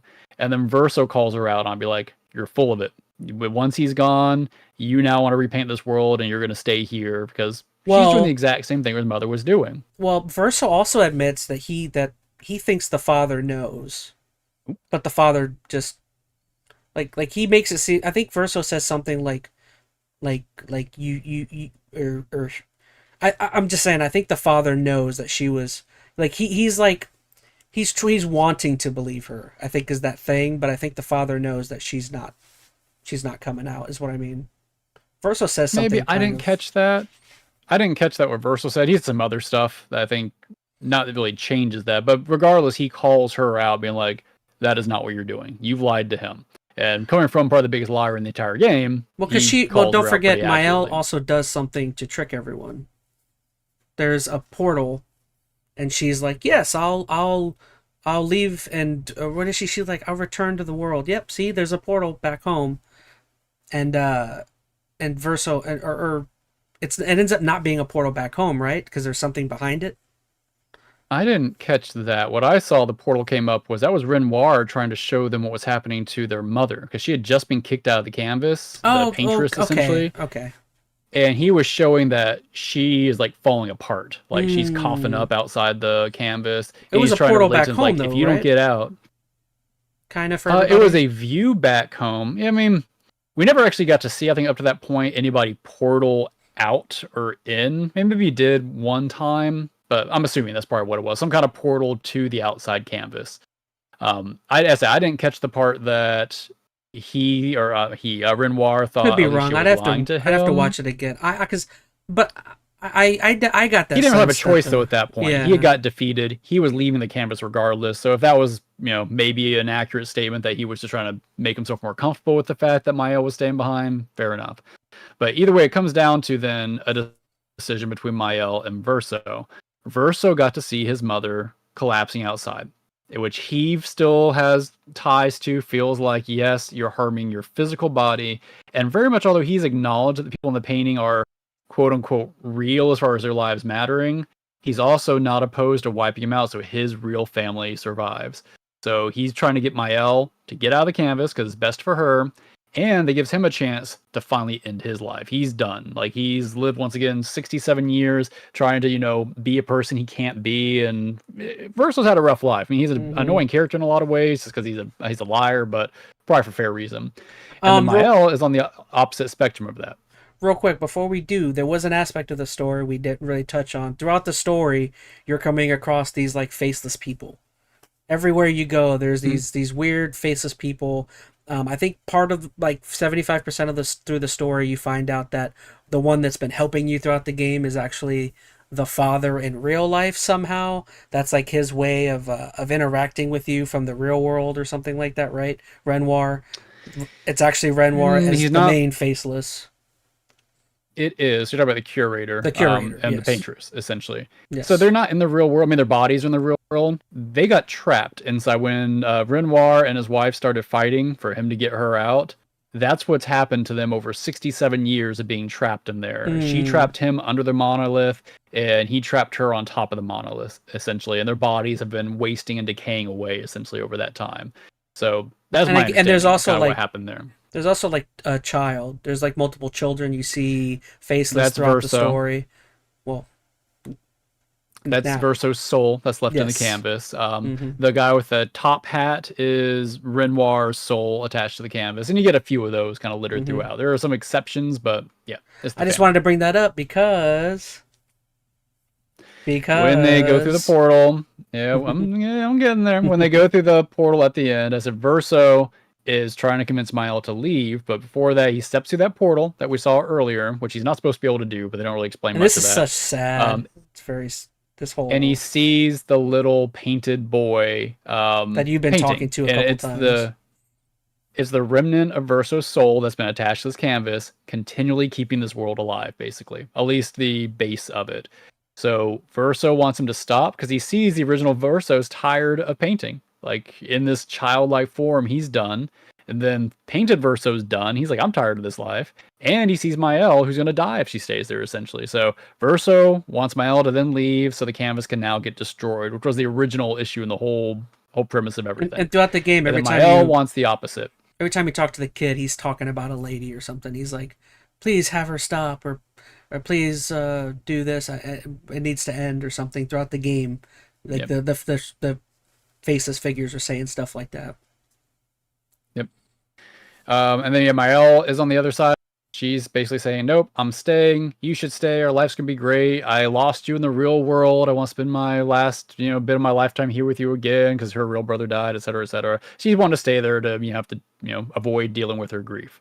So you have to make a decision. You fight as one or the other. And depending who wins, you get very different outcomes. If Mael wins, Verso is repainted and the whole canvas is repainted. Everybody comes back in the painting. It's basically the original ending you were fighting for. Mael gets. It's very clear. It's the happy ending. Is it the happy ending? Yeah. Though? And that's the question. But you can very clearly see the newly repainted Verso is very unhappy to be there. You can tell Mael is not doing great. It shows like her painted face in there. It's kind of a striking, almost like horror vibe, but that's one ending if you choose Mael. I don't know about you, but like the vibe I got from I didn't choose that ending. Just saying. But I watched it after finishing the stream. I went and watched how that ending happened. And I will say immediately there is a strain. I don't know if it's because you have context now of everything, but to me there was like a very lifeless sense behind the characters that are... Everybody felt even faker. Hollow. Yeah. Everyone felt hollow. And it's like... It's crazy how just that little bit of context now all of a sudden had me thinking like, this is effed up. I don't know. Yeah. And it then makes you rethink if you were kind of stuck on if these people are living people or not. You're seeing them in a very different light. They're puppets more than anything else. So the whole real life argument... I don't know, does it still hold up there in that context? Not that you get to interact with them too much anymore after that point, but they're repainted. Their lives were changed based on what Mael wanted, for better or for worse. Which ending did you choose? That was one ending. Oh, I chose the Verso ending. Okay. Because the Mael seemed wrong at the end. She seemed wrong to me. I did not view them as real people. Yes. I think the only people that really were going to choose Mael if they were super, super attached to the painted people. Like their party and their character, which fair enough. The game does a really good job at trying to get you connected to these people. But I landed on, I don't feel these people are real. They are creations. Once again, whether I like that direction of the story or not is a different issue. But I believed that they were real, but I viewed it more as like... If you believe they were real, and then you went with Verso's ending, you then just committed genocide. Yes. But so how do you resolve that conflict then? To me, it was more like, oh gosh, like a mercy thing, like a favor I'm doing them, where it's like, I don't know. Was it though? Because a lot of them didn't want that. It didn't seem like. I mean, CL and Lune, especially at the end. Like if you go the Verso route, Lune's pissed that Verso. And in case I didn't clear, if you go Verso, it's the opposite. He kicks Mael out, wipes out the whole canvas, and then only the original family lives. But you get to see a couple of moments with like Lune and CL realizing what's happening. Lune's pissed that she's about to get wiped off because her whole life has been a waste. CL seems a little more understanding because I feel like she was a little blasé about it anyway. But what kind of mercy is that? Those people wanted to live. What good were you doing them? I don't know. I just didn't think it was. I didn't think it was a proper way to. It's worse for Mael. I didn't think it was a proper way to exist, though, and I didn't think it was healthy for them to for Mael to be in there and to. It's a fantasy. So world. You're picking the life of one then over the life of thousands. I don't know how many people are in Lumiere, but that's the decision you're now making. If you Stop believe those are real people, you've got the trolley question Stop now. turning my logic Do on I me. save the 1 versus the 1,000? I'm just saying this is because a lot of people are very adamant with how they feel about these being living people or not, but they agree that my ending they're is not clearly living. set up to be the bad I didn't ending. say they were living people. I said I wanted. Well, I think I wanted to believe. You said that. you felt they were real. No, I said You felt they were mind. real people. Well, I'm not trying to dissuade you from that. If that's how you feel, you feel. But if you end up going that route where you feel they're real people, then making that decision at the end becomes a lot harder. If you don't feel they're real, there's really only one option. Mael's got to be kicked out because the painting people, they were never real. They should be aware they weren't real, and you're just trying to save the original living family so they can process their grief and get back on with their lives. I guess you could make the argument that it's especially evil if you end everything like I did, because all of the terribleness and strife of their life, maybe it's normal post that. So it's like, would it have been normal though? I mean, would the Nevrons have gone away? It should have been. Well, the Nevrons, it depends if you did the side quests or not. There is a route that you might have theoretically killed off all the Nevrons if you go and do some side content. So you think it would have been a happy-go-lucky life post? Well, I guess theoretically what could have happened is Renoir could have done the exact same thing for Alicia they did for Alina, because if Mael gets stuck in there and she doesn't want to come out, and Renoir is finally like, I got to go in and get my daughter, he could restart the entire process over again. And now be a conflict between him and Mael. He could redo the whole thing again. So there's no guarantee that there's going to be peace after this. The only hesitation there, as Mael said, or Alicia said before she hopped in, she hid the canvas. So it shouldn't be easy for anybody to find it again. So nobody should be able to come in and disrupt her. But that's probably a short-term plan. So I don't know. Yes, things could have been more peaceful, theoretically, in Lumiere if you had let Mael go back, and it could have been a perfect life for millennia after that, as far as you know. So but Mael would have died. I did a VR genocide. Oh well. I'll stand on it. So that's how things are. That's fair. That's fair. I went the Verso ending because I said I don't feel they're real, which is a complicated thing because it's also really hard to say no to him. It's really hard to. I don't see how you could have said no to him. He becomes very sympathetic at the end. Like, he has been very manipulative the whole game. He clearly was lying, and he could have, I think, handled things differently. But when you really know who he is, what he's been through, and what he's asking, I mean, I was with him on it. And if you're Mael, if you're I know her viewpoint is skewed, but like, is it also worth being around these figments essentially if they're not allowed to like have their free will? Because she took all of it from Verso, so it's like is it worth it to like keep this charade going? So that's interesting. If we know she took his free will, like, clearly he's doing something she doesn't want. Did she? Because she could. There's an example, and I'm just going to cut to it. There's a side story, like Clair does have a painted version of herself in the game, but when the real Clair saw that her mother created a painted version of it, the real Clair repainted over her, basically took away her free will and forced her to make all the Nevrons. So although most people in there, they should have quote-unquote free will, the ability does exist for the painters to repaint and take it away. So I guess the question is, did that happen to Verso at the end? Did Mael straight up repaint over him? So he was forced to, play in that opera house until he dies? Or was he just then like, well, I got no choice now, I'm just going to play piano? So took the free will away, but not in a, what's a good way to say this, like, she didn't paint him to have no free will. She just left him with no other options so his free will. And that is a super chilling ending though. When I watched it on YouTube, like he's like sitting there sweating or something, and you can tell he just like you could tell he doesn't want to be doing whatever he's doing, and it's like, yeah. And like you said, like when it zooms in on Mael and her face is like, her face is like, I don't know, it's like a cold stare. They show her it's a cold stare. They show her with the painter's eyes, which makes him think that she is probably actively painting over him. If she's got the painter eyes on, then she was doing something active to manipulate what's going on there. So I don't know. I'll tell you, going that ending with Versal, I think was the right one. It will make second playthroughs of this game different because you're now going in realizing these people's fates. You're realizing that they're not real. Like, does that change how you view them as you adventure with them? Like, does it hurt as bad when Gustav dies? Does when Sophie floof away, does it matter anymore? So I don't know. I still want to replay the games because the game is fun as can be, but Yeah. the story is definitely going to take a very different shift on a second playthrough. I can see how it could eliminate some of your I can't think of the word. Your expediency, your how quickly you're wanting agency. Yes, I could see how it could take away the agency with wanting to ensure that all your characters are healthy and in good places. I don't know. Real quick, Veronica says, "Yeah, I don't know how to describe it, but breaking free and moving on was the way to go, unless I remember the ending wrong." Reese says, "I think it was interesting to see that we could pick Verso or Mael." Veronica says, yeah, because it's essentially being trapped in a perfect world that only you know is actually a lie. That isn't the only way to live for me, at least.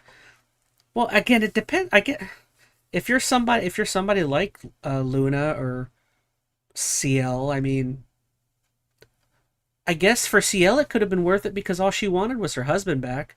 For her, it may have been a happy ending because Mael probably painted her husband back. So it's like. So this reminds me too of the Matrix. I can't remember his character. Well, I know his character was like Cyrus. Was that it? The bald character Bald played guy? by the one.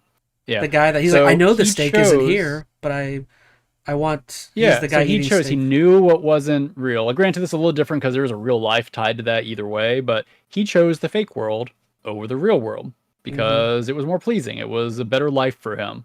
Whereas other people wouldn't choose that when they realize. Which that's a great scene where he's like, I know it. this steak isn't here, but dang it, it tastes good. You know what I mean? That's a great scene for him. Yeah.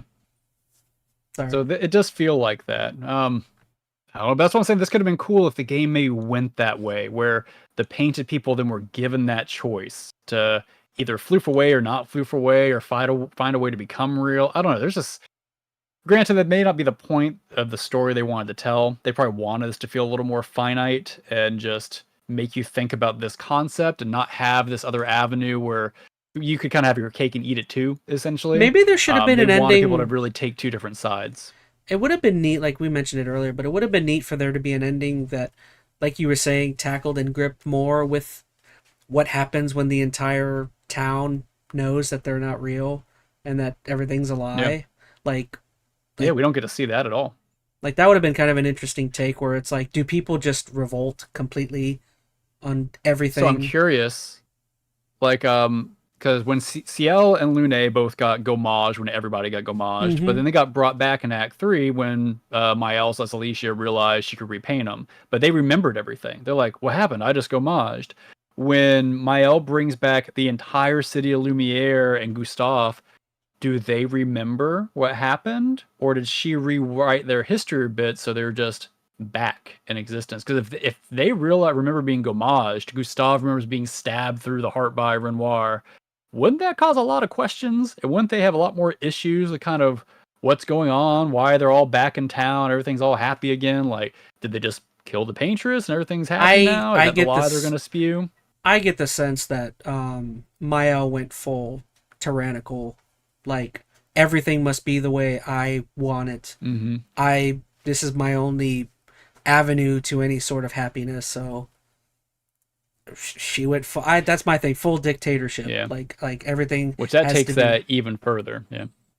I don't know. That's what I kind of got. I think that weird zoom in on her, to me, was like, it was the pure, like, Anakin, full on dark side, lost cause after that. Although Anakin was saved and he turned in the end. I don't know. Yeah. All right, we haven't been talking for a long time. It's almost midnight here. I'm a couple other closing thoughts. So a couple other things in the game I just wanted to mention. Did you find the log or journal for Expedition 60? The Bear Mighty Muscles. Do you know who I'm talking about? I don't remember, honestly. So I won't go into all of it. Some of these expeditions have some awesome backstories. I'm gonna go. I'm gonna tell this one. Yeah, I'm gonna tell this one because this one's great. But You find it at the very end in Old Lumiere. It's like in the water. You have to actually have SKA bring it up to you. Oh, Apparently, okay. there was this expedition that all they cared about and all they believed in was the power of their muscles.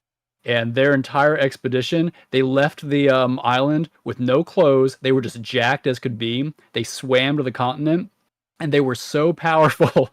They made their way all the way to the Paintress. I'm assuming punched down the barrier, and they found out what was going on. And the last guy was swimming back to Old Lumiere to tell everybody, and then he got gommaged. But these were completely naked people, just like super jacked, that were going on their adventures. Like the best expedition history. So you should read that one if you haven't. Yeah, the game definitely, like, you phrasing it that way, like, explaining it that way. I mean, it definitely feels kind of Fallouty, right? Where you have like all of these different people living almost different lives in each of these shelters.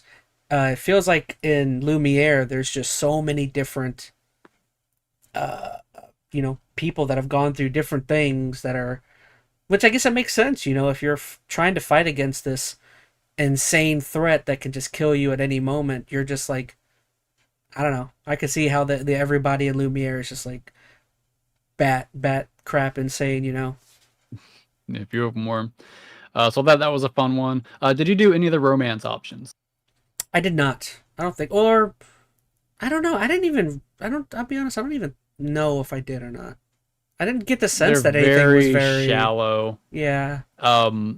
Basically, you have the opportunity I went to hook swimming up with with CL or whatever. There was like a scene in the water, or maybe that was Luna. There was a scene No, in it the was water. CL. That can lead to one of the romance scenes. I don't know if you did it or not, but you can technically romance CL and Lune. Both of them are really subtle. I guess I'm going with this is it felt really out of place and unnecessary. It Like doesn't you fit. don't have That near the doesn't fit in the connection with story. them. No. Yeah, so I kind of wish it wasn't there. Some people might argue that because they love romances, but this was really superficial to me. So, and I know you said you didn't do much of this, but side content, I was just curious what you did. You didn't do the Clea's background stuff, it sounds like. You didn't have to fight Clea or anything. Literally last stream, I was midway up the tower. So next stream, I'm going to... That's not Clea. Isn't that not Clea? Oh, Clea's not the tower. Oh, last thing I was doing... Alicia. Oh, okay. So I'm in the middle of that right now. Next stream, I'll tackle that. Like the people with the hammers Alicia, and nails or whatever. Yep. Yeah, that's a long level, so that takes a while. I was like an hour into that one, and it's still going, so... That one's definitely worth doing. That adds more context. The Clea's background stuff, that's in the Flying Manor. If you make it over there, is really good. I kind of spoiled some of that earlier, but that's a good one. Did you catch any of the Simon and Julie stuff? I don't know who that is. Okay, I won't. It's a whole thing. They were on Exposition 0. Simon's actually the super crazy end boss in the game, if you can make your way to him, but I won't deal with that. It doesn't sound like you did you didn't do romance. You did a few of the relationship quests. I didn't do a lot of those side quests. There's a lot I got to do. I'm telling you, I finished the story and I was Endless like, Tower. No, I got to that though. I saw that. That was the, I think it was the sister that was there or something, and she's like in ghost form or something, and she's like, yeah, you can battle all these different things. I don't know how far if you even got into it. I was a little disappointed because you're just in this one big room with a canvas frame, and you just interact with that canvas frame for like, what is it? It's like 33 levels or something, which that would make sense, 33. But you never actually move up the tower, which I found a little sad because you see this giant tower outside. You're like, oh, I'm going to move up all these levels. No, you just stay in one room. There was one stuff that I never quite figured out. I need to do it. Is there was the red canvases or whatever that are sprinkled around, and they all lead to like some nether white world or something where it's all like Painter's Workshop. Yeah, there's something there. I didn't quite figure out what was going on there. Yeah, there's a lot. There's more than one I'm mentioning, but it's worth doing. I said none of it feels like bloat. They all either have a little bit of story narrative or some lore, or they have a few that are just kind of like fun little diversions. But there was casino that you do a little stuff with, and I was disappointed with the casinos. You don't didn't do much anything. With the casino, unfortunately. Yeah. So I'm getting tired. I guess the last thing I wanted to, I know we're late. Last thing I want to mention, we kind of touched on this, but studio's next game. I mean, I'm excited for whatever they do. Do we want to see a sequel to this? Do we want something brand new? Because one thing I was kind of thinking about, I mean, the title of this game is Clair Obscur Expedition 33. Is this going to be one of those things like Clair Obscur is like the running title for all their games, and then we get different subtitles? They could be different games, but Clair Obscur is just a vague terminology meaning light versus Could dark. be. I don't know if you saw, this but could be a series. I don't know if you saw, but a Plague Tale basically just started that. Where like, because they have Plague Tale 1 and 2, they literally Mhm. during the Xbox event or whatever, they announced some new Plague Tale game that takes place in a totally different like century, and it's like what? I thought Yeah. I So it's don't kind know. of like the thematic titling, and then the Yeah. game itself could be anything. Um, Do we want to see a direct sequel though? Like, I mean, I there's a lot want to they could see. do. I've seen theories. I Oh, go want to ahead. see the. I want to see something that focuses on the writers. Let's move over to the writers. Let's see what's going on with that. You know, it's very much reminds me of like Alan Wake, where Alan Wake Yeah. like had its own story, and then like it scoots over to the control, and you're like, what? What's going on over here? You know what I mean? I want to see that kind of like So I have similarities but two differences. thoughts. Two thoughts. Like, I don't think it's a bad idea, but doing that, we already know the big hook and big twist from playing this game. So how is that going to play into the next game? Because part of this game, what made it so impactful is the big reveals, the big twists. Would we still have stuff to that scale? If we already now know all this history, we can probably guess a lot more where the next story is going to go, make some assumptions. Not saying it still couldn't be cool and fun, but it wouldn't be the same narrative, mind-blowing stuff I think we've seen in this game. Well, that's up to the writers. That's not up to me. I'm Fair. kidding. There have been some interesting theories, like Verso, the real Verso, isn't really dead. He faked his death because he wanted to be a writer. Technically, he wanted to be a musician. He wanted to stop painting. And a lot of people think about like composers of music. You write music. He might want to go Mm, to the writer faction, and now this could be a war between him versus Clea. Like, there's a whole thing they could do there. hmm. It could be interesting. Hmm.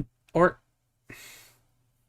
I don't know. I mean, but then like the question would be, I guess no. It depends on whatever ending you chose. I want to say because then the question would be what's if you branch off what's still going on with Mael and them, but that may not have been your ending. You know, I don't know. Yeah, they'd have to make a canonical ending, one that they're going to go with for the sake of the story. A lot of games do that, and they kind of pick up there.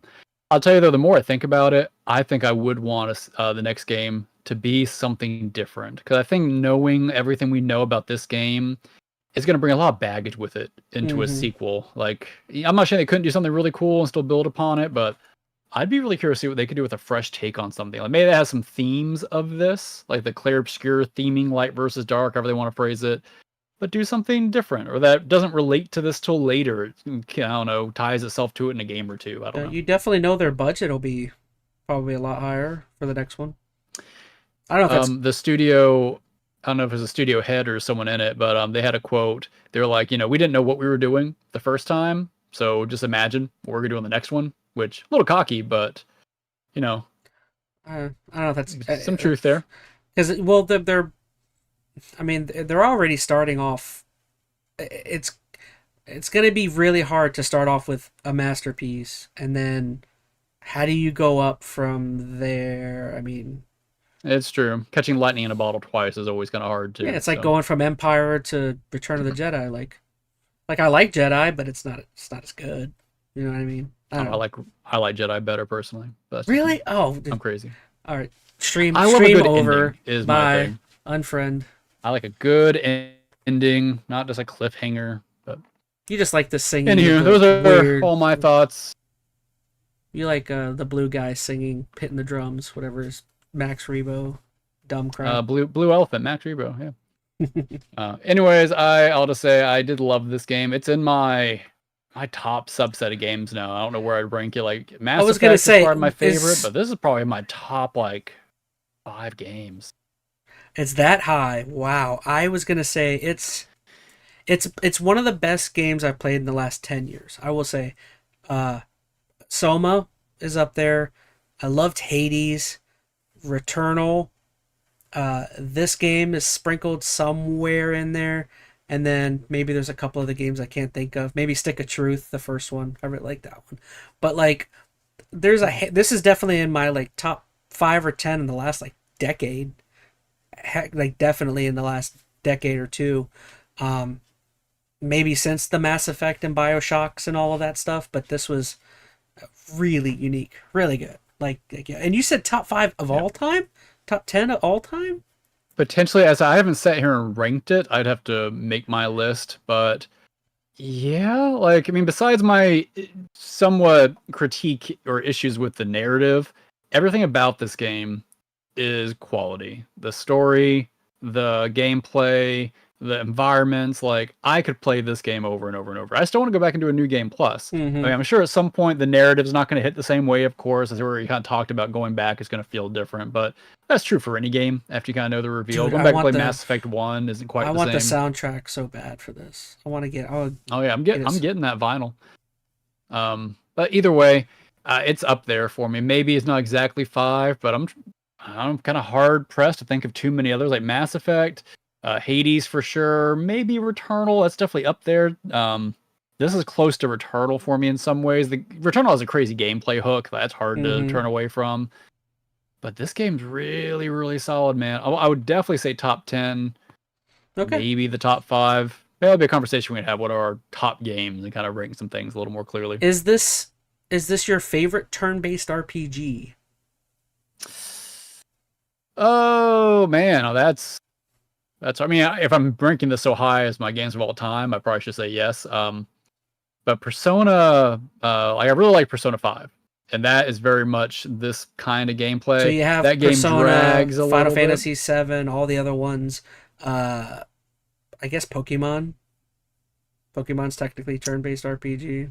Yeah, I mean, Pokemon's got a lot of nostalgia for me, but I don't know. This one too, like when I think about it as a complete game, I think this is the best. Such an I think this easy, is the best, in my pleasing game to work through. Other games, like there's parts where they bog down, or they're too long, or there's something about them. Like Persona is a crazy long game. Although I think you should play it. It's well over 100 hours if you're getting close to doing anything complete. This game was, depending how much you do, 30-ish hours to maybe 50 hours if you do like everything, which is not a short amount of time, but it's a feasible amount of time. And I could speed run parts of this if I wanted to, just have a good time running through some main sections, doing some boss gauntlets. Like, it's a fun game and a fun narrative, and it's beautiful to look at and listen to. Yeah, again, top to bottom, like as much as I love the OG Final Fantasy VII, it has some points where it can drag. Like even though I love the game, it definitely, that older style, like when it comes to Pokemon, like even that game, like there were times when you would get into battle and you're just like, I don't feel like battling right now. I just ran into something. You know what I mean? Mm-hmm. I don't know if at any point in this game I ever got upset that I entered a battle. Anytime I entered battle, it was just like, oh, cool. Like, you know what I mean? Like, it's crazy. Like, I don't know. Yeah, this game doesn't feel grindy at all. Like, every moment I was playing it, I was enjoying playing it. Yeah, great game. Great game. Alrighty, well, shoot. I think that wraps up our talk on Expedition 33. I think we liked it. I think that's the takeaway. We liked the game. Real quick, I guess talking about what else we might want to talk about. Since you mentioned it, we need to at some point do an episode based on. We need to make like our top 10, top 20 games list or something. I feel like that might be kind of fun. We might want to cut it down to the top 5, because if we rant like we do, 20 games will take us like 5 hours. 10. So we might want to join the list. All right. I'm up for that conversation. However you want to structure it. I still want to talk EnteR. We're kind of past a little bit of the super fervor for that, but I had a lot of fun with that. Yeah.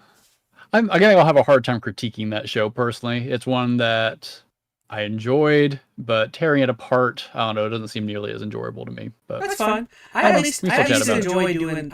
I enjoy the way we're doing the podcast now, at least where it's like we talk about something if it's like we gotta talk about it. Like I felt like this game, I was trying so hard to get you to play it because I was dying playing this game and not having anyone to like talk about it, because it's not the game you can just willy-nilly talk about because you don't want to spoil it. We gotta get our friend Danny to play it at some point. It's like agreed. I don't know, but So, I don't know, what else We you can got chat going something on? Pokemon too before too long. I'm going to yeah. a card party this weekend, so I'm going to be very much on the Pokemon hype train for a little bit. And then we got what's it, Pokemon AZ around the corner. I know you're playing I'm Arceus, playing so Arceus, yeah. Replaying. I wouldn't mind chatting about something in that realm if you're up for it. Yeah, good. But yeah, that's all we got really got going on. Tune in. What's tomorrow's Friday, so I will definitely be streaming. I don't know. I might stream Arceus or dude, I'm so into Expedition again. I really want to keep playing it. But I don't know. What else you got going on? You playing anything?